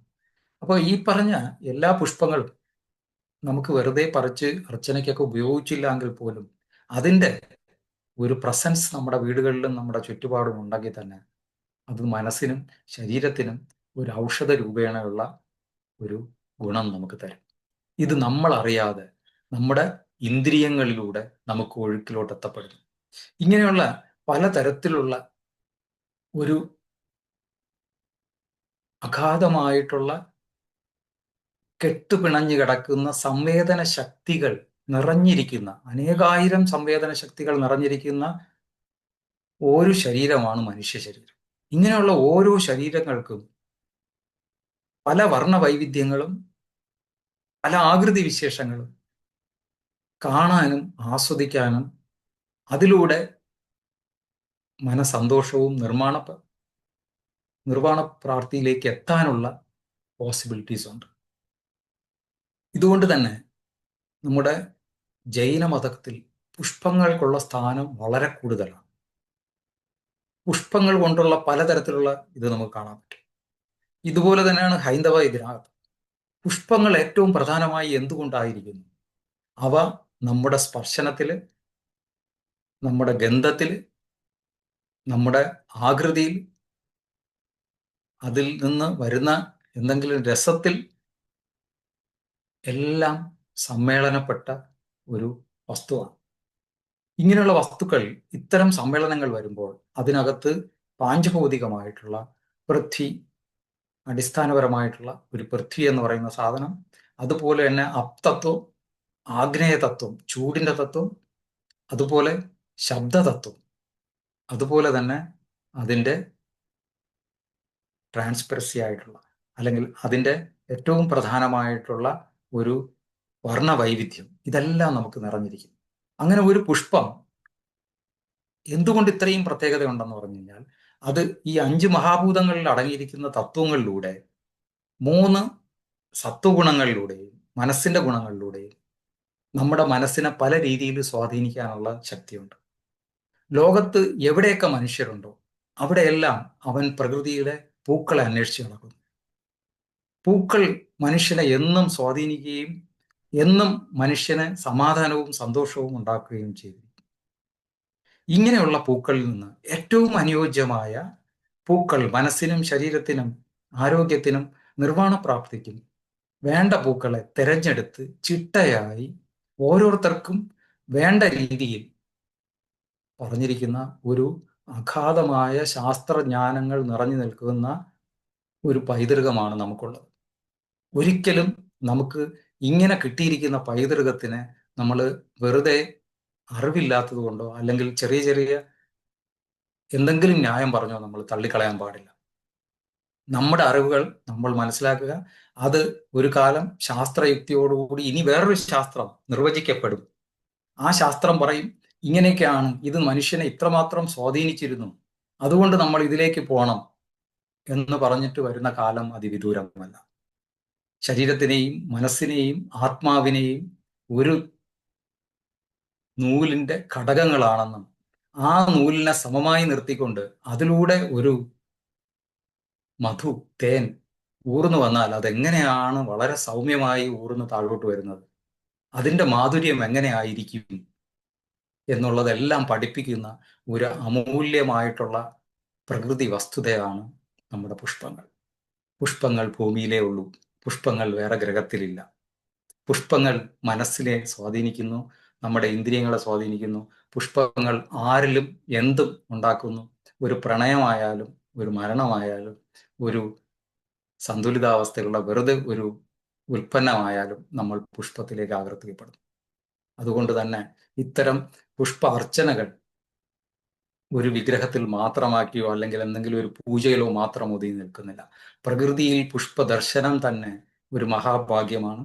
അതിലൂടെ തന്നെ നമുക്ക് മഹാത്മാക്കൾ പറഞ്ഞിരിക്കുന്ന ഗുണങ്ങൾ നമുക്ക് കിട്ടുകയും ചെയ്യുന്നു. ഇത്രയും പറഞ്ഞുകൊണ്ട് ഇത്രയും കേട്ട എല്ലാവർക്കും പ്രത്യേകം നന്ദി രേഖപ്പെടുത്തുന്നു. ഒരു ചെറിയ സമയം കൊണ്ട് ഒരു വലിയ നീണ്ട അറിവുകൾ നിറഞ്ഞതാണ് നമ്മുടെ ഈ പൈതൃകത്തിലുള്ള ഇത്തരം അറിവുകൾ. അത് ഒരിടത്തും നമുക്ക് പറഞ്ഞു തീർക്കാൻ പറ്റില്ല, അല്ലെങ്കിൽ ഒരു ബുക്കിൽ ഒതുക്കി നിർത്താൻ പറ്റുന്നതല്ല. അതിൽ വളരെ ചെറിയ കുറേ പാട്ടുകൾ മാത്രമാണ് എൻ്റെ പരിമിതിക്കുകളിൽ ഉള്ളിൽ നിന്നുകൊണ്ട് ഞാൻ ഇവിടെ കളക്ട് ചെയ്തത്. ഈ ഉദ്യമത്തിലോട്ട് എന്നെ വിളിച്ചത് മിനി മാഡമാണ്. അപ്പോൾ മാഡത്തിനെ പ്രത്യേകം ഞാൻ നന്ദി രേഖപ്പെടുത്തുന്നു. ഇത്തരത്തിൽ ഒരു ആത്മീയ തലത്തിൽ പുഷ്പങ്ങളുടെ ഒരു വൈവിധ്യതയെക്കുറിച്ച് നമുക്ക് അത്രയ്ക്ക് അഗാധത്തിലോട്ട് പഠിക്കാനുള്ള ഒരു അവസരം കൂടെ എനിക്കിതിലൂടെ കിട്ടി. അപ്പോൾ ഈ നവമി സത്സംഗം ഓർഗനൈസ് ചെയ്ത എല്ലാവർക്കും പ്രത്യേക നന്ദിയും നമസ്കാരവും. ഓം ഗുരുവേ നമഃ. പിന്നെ ഒരുപാട് അറിവുള്ള പലരും കാണും ഇതിനകത്ത്. അവർക്കും അതിനകത്ത് പിന്നെ ഇൻപുട്ടുകൾ തരാവുന്നതാണ്. ഓക്കെ സാർ, പറയാം sir. Hello. Namah Shivaya. Namah Shivaya sir. ശരി. മനസ്സിലായ. ഈ ശംഖുപുഷ്പം നമ്മൾ ഇപ്പോഴ് സാറ് പറഞ്ഞല്ലോ, ഡോക്ടർ പറഞ്ഞല്ലോ, ചായ കുടിക്കാൻ പാടില്ല എന്നതിന്. അപ്പൊ വല്ലപ്പോഴും അങ്ങനെ കഴിക്കുന്നോണ്ട് തെറ്റുണ്ടോ അതില്? പലപ്പോഴും കഴിക്കുന്നതുകൊണ്ട് തെറ്റില്ല മാഡം. അത് നമ്മൾ പ്രത്യേകം ശ്രദ്ധിക്കണം. അങ്ങനെ നമ്മൾ കഴിക്കുമ്പോഴേ നമ്മൾ അതിനകത്ത് പൂ ഓപ്പൺ ചെയ്യുക. ഓപ്പൺ ചെയ്തിട്ട് അതിനകത്ത് ഒരു സ്റ്റേമൻ ഉണ്ടല്ലോ, നമ്മുടെ ഒരു നാരില്ലേ, ആ ആ, മഞ്ചരി നമ്മൾ എടുത്ത് മാറ്റണം. ആ മാറ്റിയിട്ട് നമ്മൾ അതുപോലെ അതിന്റെ ഞെട്ടും അതിനെ ഒരു കവർ ചെയ്തിരിക്കുന്നില്ലേ, അതിന്റെ ഇതളുകൾ മാത്രം ഉപയോഗിച്ച് നമ്മൾ വെച്ച് കഴിക്കാം. നമുക്ക് കഴിക്കുമ്പം നല്ലത് ഒരു ചെറിയ നുള്ള് കൽക്കണ്ടോ വല്ലോ ചേർത്താലും കുഴപ്പമില്ല. ഇപ്പൊ ഞാൻ ദുബായിലാണ്. ഇപ്പൊ ഇവിടെയൊക്കെ പുറത്തുനിന്ന് വരുന്നുണ്ട്. അത് ഉണക്കിയിട്ടുള്ള പൂക്കള്. അതാണ് ഞാൻ ചോദിച്ചത്. അത് ആ ഉണക്കിയാലും നിർബന്ധമായിട്ട് മാറ്റണം മാഡം. അതിൽ നിന്ന് ആ സാധനം മാറ്റിയിട്ടേ ഉപയോഗിക്കാവൂ. ഓ, ആ, ഓക്കെ ഓക്കെ. അതിൽ ഒരു കാര്യം കൂടെ ശ്രദ്ധിക്കുക മാഡം. ഇപ്പൊ നമ്മൾ ഒരു ഗ്ലാസ് വെള്ളം എടുക്കുന്നു, 90 ml ഓഫ് വാട്ടർ എടുക്കുകയാണെങ്കിൽ അതിനകത്ത് നമുക്ക് വേണ്ടത് ഒരു 3-5 പുഷ്പം മാത്രമേ ഇടാവൂ. അതിൽ കൂടുതൽ ഇട്ട് തിളപ്പിക്കണ്ട. പാടില്ല. Okay okay. ഉണങ്ങി അത് വരുന്നത് ഇവിടെ ഉണങ്ങി ഉണ- വരുന്നത്. ഉണങ്ങിയതാണെങ്കിൽ പോലും. അതെ അതെ. ഓ, താങ്ക് യു സോ മച്ച് അമ്മ ശർമ്മ. ആ, ആ, സാർ അതുപോലെ നമ്മുടെ തുളസിയുടെ പുഷ്പങ്ങള് ഇതേപോലെ തുളസി കതിര് നമുക്കിങ്ങനെ എന്തെങ്കിലും വെള്ളത്തിൽ അതെ അതെ അതെ. വളരെ നല്ലൊരു ഇതാണ് ചോദിച്ചത്. തുളസി കതിരും ഡോക്ടർ വിഷ്ണു പറഞ്ഞതുപോലെ തുളസി കതിരും നമുക്ക് അങ്ങനെ ഉപയോഗിക്കാൻ പറ്റുന്ന ഒരു ഇതല്ല. അത് നമ്മൾ ഉള്ളിലോട്ട് നമ്മൾ കഴിക്കുന്നില്ല. പക്ഷെ അത് വെള്ളത്തിൽ നമ്മൾ ഡിപ്പ് ചെയ്ത് വെച്ചിട്ട് ഉപയോഗിക്കണോണ്ട് നമുക്ക് കുഴപ്പമൊന്നുമില്ല. പക്ഷെ കതിര് നമുക്ക് അകത്തോട്ട് പോകാതെ നമ്മൾ ശ്രദ്ധിക്കണം, പ്രത്യേകിച്ച് അതിനകത്തുള്ള ബീജം. അപ്പൊ അതുകൊണ്ട് തന്നെ നമ്മൾ ഈ ബീജമാണ് അതിനകത്തുള്ള പ്രധാന പ്രശ്നം. അപ്പോൾ ഈ ബീജം വരാതിരിക്കുന്ന സമയത്ത്, അതുകൊണ്ടാണ് നമ്മൾ പൂക്കൾ ഉള്ളപ്പോൾ മാത്രമേ ഇത് എടുക്കാവൂ. അത് ഫുള്ള് മെച്ചുറായി കഴിഞ്ഞ് കഴിഞ്ഞിട്ട് നമുക്ക് അതിനെ എടുത്തിട്ട് നമ്മൾ ഇതുപോലെ ചെയ്യാൻ പാടില്ല. പ്രത്യേകിച്ച് നമ്മൾ ഉള്ളിലോട്ട് കഴിക്കണമെങ്കിൽ ഫ്രഷ് ആയിട്ട് ഓപ്പൺ ചെയ്ത പൂക്കൾ നിൽക്കുന്ന മഞ്ചരി വേണം നമുക്ക് എടുക്കാനായിട്ട്.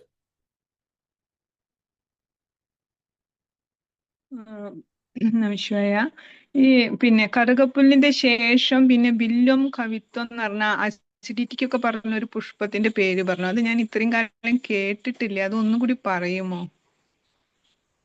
ഒന്ന് പറയൂ മാഡം. കറുക ഇത് കഴിഞ്ഞിട്ട് ചെമ്പരത്തി നമ്മൾ പറഞ്ഞു. സാർ എനിക്ക് തോന്നുന്ന വിളാങ്കായെ കുറിച്ച് പറഞ്ഞില്ലേ, കവിത്തം, അതിനെ കുറിച്ചാണ് തോന്നുന്നു ചോദിച്ചത്. കവിത്ത് അതെ, കവിത്തം കവിത്തം. കവിത്വം കവിത്വം നമ്മൾ ഫ്ലവർ അല്ല, അതിന്റെ ഫലസാരത്തിനെ പറ്റിയാണ് പറഞ്ഞത്. മാഡം എനിക്ക് അതാണോ ഉദ്ദേശിച്ചത് മാഡം? എന്താണ്? അതാണ് ഉദ്ദേശിച്ചത്. കവിത്വം എന്ന് ആ പറഞ്ഞാൽ ആ എന്താണ്? ആ കവിത്വം എന്ന് പറഞ്ഞാൽ ബ്ലാങ്കായി മാഡം. ബ്ലാങ്കായി, ബ്ലാർമരം എന്ന് പറയും. അതിന്റെ അപ്പൊ നമ്മളെ കൂവളത്തില്ലേ, കൂവളത്തിന്റെ തന്നെ കൂവളത്തിന്റെ കായ്ക്കകത്ത് നമുക്കൊരു ഫലം അടിച്ച കിട്ടുമല്ലോ, അതേപോലെ ആ തന്നെ ആ ഇരിക്കുന്ന ഒരു ഇതാണ്. അപ്പൊ ഈ കവിത്തത്തിന്റെ ബ്ലാങ് മരത്തിന്റെയും ഇല നമ്മുടെ കൂവളത്തിന്റെ പോലെ കുറച്ചുകൂടെ കുറച്ചുകൂടെ ഇലകൾ ഉള്ളതാണ്. അതും ഇതുപോലെ ശിവനും അർപ്പിക്കാനായിട്ട് പറയുന്ന ഒരു ഇലയാണ്, ലീഫാണ്. ആ മരത്തിന്റെ കായാണ് അത്. നമ്മൾ പിന്നെ എലിഫന്റ് ആപ്പിൾ എന്നാണ് ഇംഗ്ലീഷിൽ പറയുന്നത് ആ പ്ലാന്റിന്. നമ്മുടെ നാട്ടിൽ അത്രയ്ക്ക് കോമൺ അല്ല. അത് ഡ്രൈ ലാൻഡുകളിലാണ്, നമ്മുടെ കോയമ്പത്തൂരൊക്കെ കഴിഞ്ഞിട്ട് അങ്ങോട്ടൊക്കെയുള്ള വരണ്ട പ്രദേശങ്ങളിലാണ് ഇത് കൂടുതലായിട്ടുള്ളത്. നമ്മുടെ നാട്ടിൽ അങ്ങനെ അത് പിടിക്കുന്നില്ല. അത് കേട്ടതില്ല. അതുകൊണ്ടാണ് ഒന്നുകൂടി ചോദിച്ചത് അതെന്താണെന്ന് അറിയാൻ. ഇതിന്റെ ഫലസാരം നമുക്ക് നല്ലതാണ്. അതുകൊണ്ടാണ് ഈ ബില്വ കവിത്ത ഫലസാര ഭക്ഷിതം എന്ന് പറയുന്നത്. അപ്പൊ ഈ ഇങ്ങനെ അബ്ഡമൻ അത്രയ്ക്ക് നമുക്ക് ഡിസ്റ്റന്റ് ആയിട്ട് ഇരിക്കുകയാണ്, നമുക്ക് ഗ്യാസ് ഒക്കെ കയറിയിരിക്കുന്ന അവസ്ഥകളിൽ, അഗ്നി ശരിയല്ലെങ്കിൽ ഇതിന്റെ രണ്ടിന്റെയും ഫലസാരങ്ങൾ നമ്മൾ ഭക്ഷിച്ചു കഴിഞ്ഞാൽ നമുക്ക് അതില്ലാതാക്കാൻ പറ്റും. അത് മരുന്നായിട്ട് നമ്മൾ ഇതിനകത്ത് ആയുർവേദത്തിൽ ഉപയോഗിക്കുന്നുണ്ട്.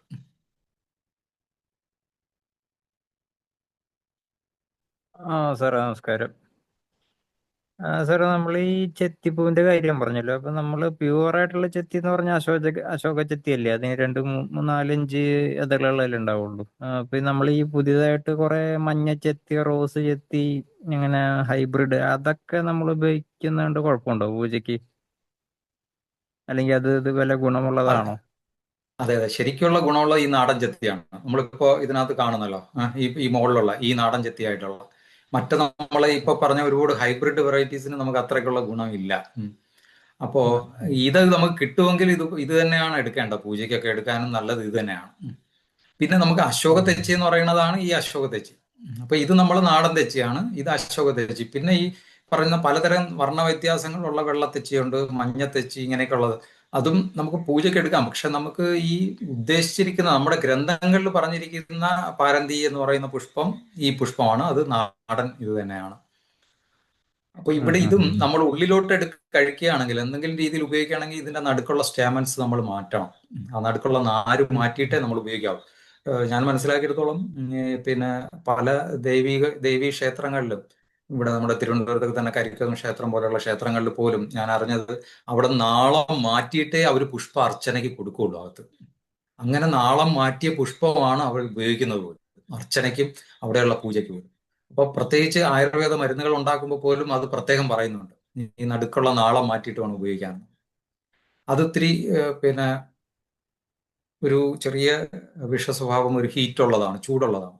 അപ്പൊ അതുകൊണ്ട് അതില്ലാതെ ഇപ്പൊ എപ്പോഴും നമ്മൾ ഈ നാടൻ തെച്ചി തന്നെയാണ് ഉപയോഗപ്രദമായിട്ടുള്ളത്. അതെന്തുകൊണ്ടെന്ന് പറഞ്ഞു കഴിഞ്ഞാൽ നമുക്ക് ആ ചെടിയുടെ വളർച്ചാ രീതി നമുക്ക് മനസ്സിലാക്കാൻ പറ്റും. അത് വളരുന്നത് ഒരു പ്രത്യേക ക്രമത്തിലാണ്. അതിന്റെ തളിരിലകൾ വരുമ്പം ആ തളിരിലകൾക്ക് ഒരു കോപ്പർ റെഡ് കളർ ഉണ്ടാവും. ഈ കോപ്പർ റെഡ് കളർ ഉള്ള ഇലകൾ കാണിക്കുന്നതെന്ന് പറഞ്ഞാൽ അതിനകത്ത് തേജോ മഹാഭൂതം കൂടുതൽ predominant ആയി. അങ്ങനെ തേജോ മഹാഭൂതം പ്രിഡോമിനന്റ് ആയിട്ടിരിക്കുന്നത് നാടൻ തെച്ചിയിലേ ഉള്ളൂ, നമ്മളെ ഹൈബ്രിഡുകളിൽ ഇല്ല. അതാണ് ഒരു പ്രധാന വ്യത്യാസം. സാർ, ഇതിൽ നിന്ന് വ്യത്യസ്തമായിട്ട് ഇപ്പം നമ്മൾ ഇപ്പം പറഞ്ഞ പൂജാപുഷ്പങ്ങളിൽ നിന്ന് വ്യത്യസ്തമായിട്ട് ഒരു ചോദ്യം. സാധാരണ ഇപ്പം എല്ലാവരും വീടിന്റെ ഫ്രണ്ടിലൊക്കെ നമ്മുടെ കാക്ടസ് വർഗത്തിൽപ്പെട്ട ഒരുപാട് അലങ്കാര ചെടികൾ തൂക്കുന്നുണ്ടല്ലോ, അതിന്റെ പുഷ്പങ്ങൾ ഏറ്റവും ഭംഗിയുള്ളതായിട്ടൊക്കെ. അപ്പം അത് എങ്ങനെ തൂക്കി കഴിഞ്ഞാൽ ക്യാൻസറസ് ആയിട്ടും ഒക്കെ പറഞ്ഞിട്ടുണ്ട്. അതിനെപ്പറ്റി എന്തെങ്കിലും? വളരെ നല്ല ചോദ്യമാണ് ഡോക്ടർ ചോദിച്ചത്. ഞാനത് പറയാൻ വിട്ടുപോയ ഒരു സംഭവമാണ്. പുഷ്പാഞ്ജലി എന്നാണ് എൻ്റെ ഓർമ്മ, ഒരു ഗ്രന്ഥമുണ്ട്. ആ ഗ്രന്ഥത്തിലും വേറെ എവിടെയോ ഒരിടത്തുകൂടെ ഞാൻ വായിച്ചു, മുള്ളുകൾ നിറഞ്ഞ ചെടികൾ, പാല് കൂടുതൽ മിൽക്കി എക്സുലേറ്റ് ഉള്ള ചെടികൾ, ഇത്തരം ചെടികളുടെ പുഷ്പങ്ങളും അതിന്റെ സാമീപ്യവും നല്ലതല്ല. വൃക്ഷായുർവേദത്തിൽ അത് വളരെ വ്യക്തമായിട്ട് പറയുന്നുണ്ട്. പക്ഷെ പൂജയ്ക്ക് എടുക്കുമ്പോൾ പോലും ഇത്തരം പുഷ്പങ്ങൾ എടുക്കാൻ പാടില്ല എന്നാണ് പറയുന്നത്. അതുകൊണ്ട് തന്നെ നമ്മളിവിടെ നമുക്ക് ഒരു തരത്തിലുള്ള, ഇപ്പൊ വിഷ്ണു പറഞ്ഞതുപോലെ തന്നെ ഡോക്ടർ പറഞ്ഞ ആന്തൂറിയം അല്ലെങ്കിൽ ഓർക്കിഡ്സുകൾ, ഇത്തരത്തിൽ ഇന്ന് കാണുന്ന വൈവിധ്യമാർന്നുള്ള പുഷ്പങ്ങൾക്കൊക്കെ ആകൃതി വിശേഷം കൊണ്ട് പലതരത്തിലുള്ള ഇതുണ്ട്. ഇതൊക്കെ നമുക്ക് ശരീരത്തിനും മനസ്സിനും അത്രയ്ക്ക് ഗുണകരമായിട്ടുള്ള പുഷ്പങ്ങളല്ല. നമ്മൾ പലപ്പോഴും ഈ വലിയ വില കൊടുത്ത് ഈക്കരം വാങ്ങിക്കുന്ന ഒരു ഓർക്കിഡ് പുഷ്പം പോലും നമ്മുടെ ഒരു റിച്വൽസിനും ഉപയോഗിക്കുന്നില്ല. അപ്പം ഇത്രയും ഈ വൈവിധ്യം, ഇത്രയും വലിയ ഫാമിലിയാണ്, ഇത്രയും പുഷ്പങ്ങൾ ഒരുപാട് ദിവസം നിൽക്കുന്നതാണെങ്കിൽ പോലും അതെന്തുകൊണ്ട് ഉപയോഗിക്കുന്നില്ല? അതിന്റെ പരാഗണ വൈവിധ്യത വേറെയാണ്, അതിന്റെ ആകൃതി വൈവിധ്യത വേറെയാണ്. അത് നമ്മുടെ മനസ്സിന് നല്ലതല്ല എന്ന് മനസ്സിലാക്കിയത് കൊണ്ടാവണം അത് ഉപയോഗിക്കാത്തത്. ഇതുപോലെ തന്നെ പലതരത്തിലുള്ള നമ്മളെ ആന്തൂറിയങ്ങൾ, പലതരത്തിലുള്ള ഇത്തരം കള്ളിച്ചെടികൾ, ഇതൊന്നും നമ്മൾ ഉപയോഗിക്കുന്നില്ല ഒരിടവും. ഒരു എത്നിക് ഗ്രൂപ്പുകൾ പോലും, നമ്മളെ ട്രഡീഷണൽ ആയിട്ടുള്ള പ്രാക്ടീസ് ചെയ്യുന്ന പിന്നെ വനത്തിലൊക്കെ വസിക്കുന്നവർ പോലും ഇത്തരത്തിലുള്ള പൂക്കളുടെ ഉപയോഗം വളരെ കുറവാണ്. ഉപയോഗിക്കുന്നുണ്ട് ചിലയിടത്ത്, അത് വളരെ മിസ്ചീഫായിട്ടുള്ള ചില കർമ്മങ്ങളിലാണ് ഉപയോഗിക്കുന്നത്. അത് പിന്നെ ഒരു നല്ല രീതിയിലുള്ള ഒരു ഇതല്ലാതെ. അപ്പൊ അല്ലാതെ ഒരിടത്തും ദൈവിക ഗണത്തിൽപ്പെടുന്ന അല്ലെങ്കിൽ നമ്മുടെ മനസ്സിനും ശരീരത്തിനും ഗുണകരമായിട്ടും നിൽക്കുന്ന ഇത്തരം സാധനങ്ങൾ ഉപയോഗപ്പെടുന്നില്ല. ഇതുകൊണ്ട് തന്നെ നമ്മൾ പൊതുജനങ്ങളിൽ ബോധവൽക്കരിക്കപ്പെടണം. അതിൽ നിന്ന് വരുന്ന മണവും അതിന്റെ ആകൃതി വിശേഷങ്ങളും എല്ലാം നമുക്ക് നല്ലതല്ല, നമ്മുടെ കാഴ്ചയ്ക്കും നമ്മുടെ മനസ്സിനും നല്ലതല്ല.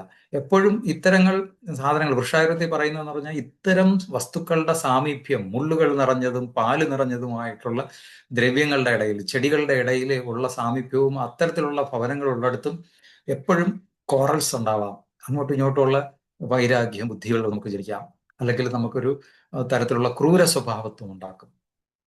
അപ്പം ഇതൊക്കെ വളരെ സൂക്ഷ്മമായിട്ട് നിർണയിച്ചിട്ടാണ് നമ്മുടെ ആചാര്യന്മാർ ഇങ്ങനെയൊക്കെ ഉള്ളത് ഉണ്ടാക്കി വെച്ചിരിക്കുന്നത് എന്നുള്ളത് വളരെ വ്യക്തമാണ്.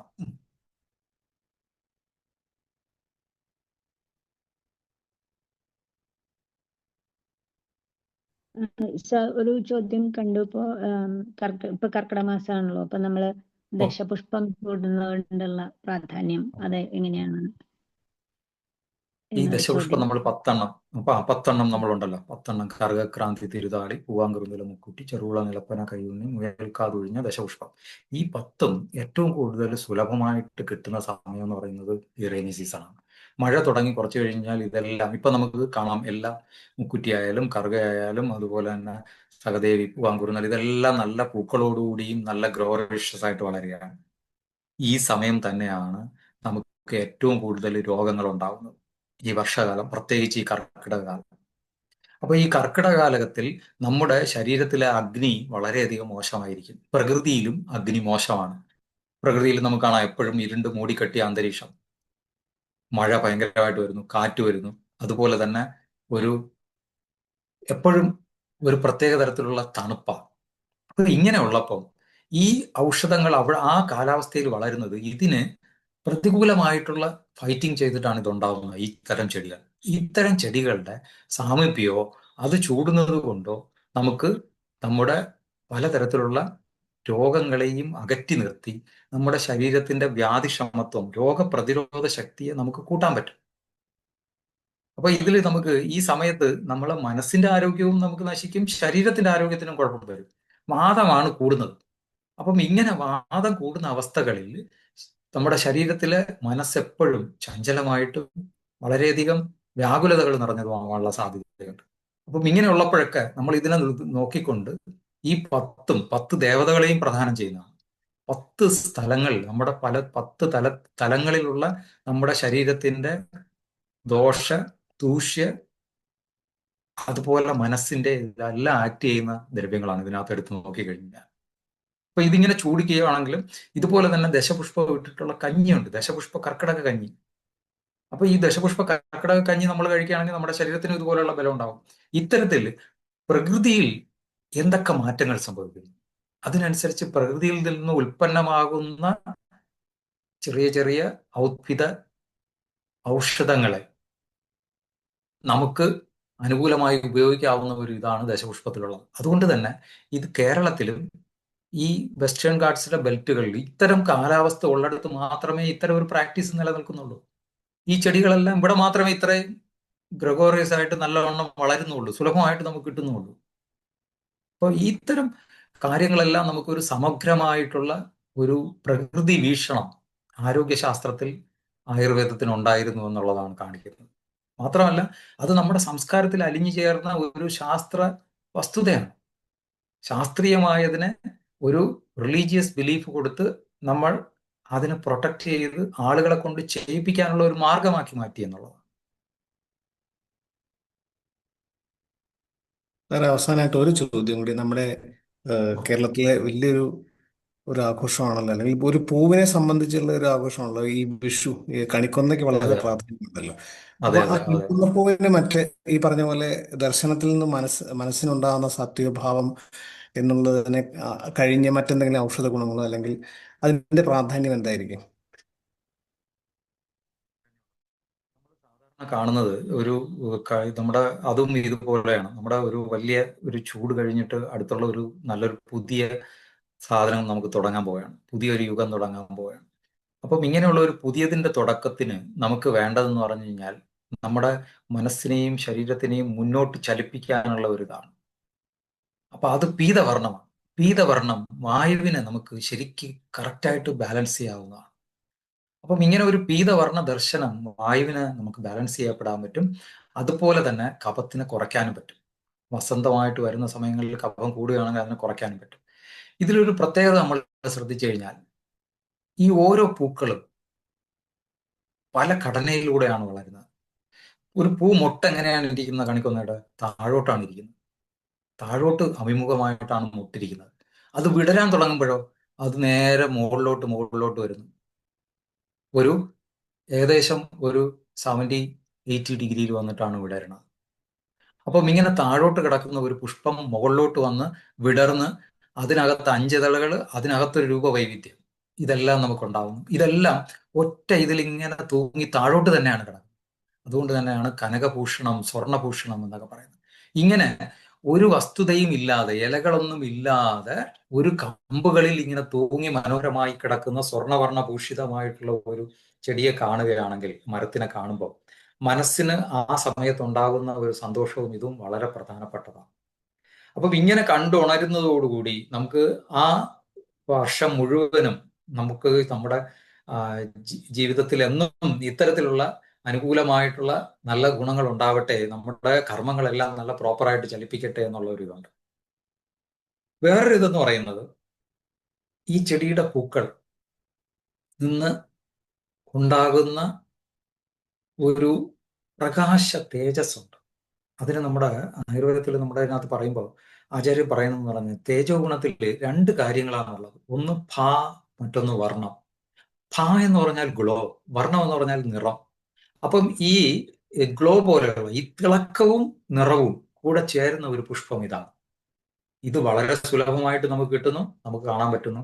ഇതുകൊണ്ട് തന്നെ നമുക്ക് പലതരത്തിലുള്ള അറിയാതെ നമ്മളുടെ അതീതിയെയും നമ്മൾ ഈ ബുദ്ധിയിൽ നമുക്ക് ഇത്രയും നമുക്ക് മനസ്സിലാവുന്നില്ലെങ്കിൽ പോലും അങ്ങനെ ഒരു കാഴ്ച കാണുമ്പോൾ മനസ്സിന് ഒരാളിനുണ്ടാവുന്ന അനുഭൂതികൾ വളരെ കൂടുതലായതുകൊണ്ടാണ് ഇത്തരത്തിൽ ഉപയോഗപ്പെടുത്തിയിരിക്കുന്നത്.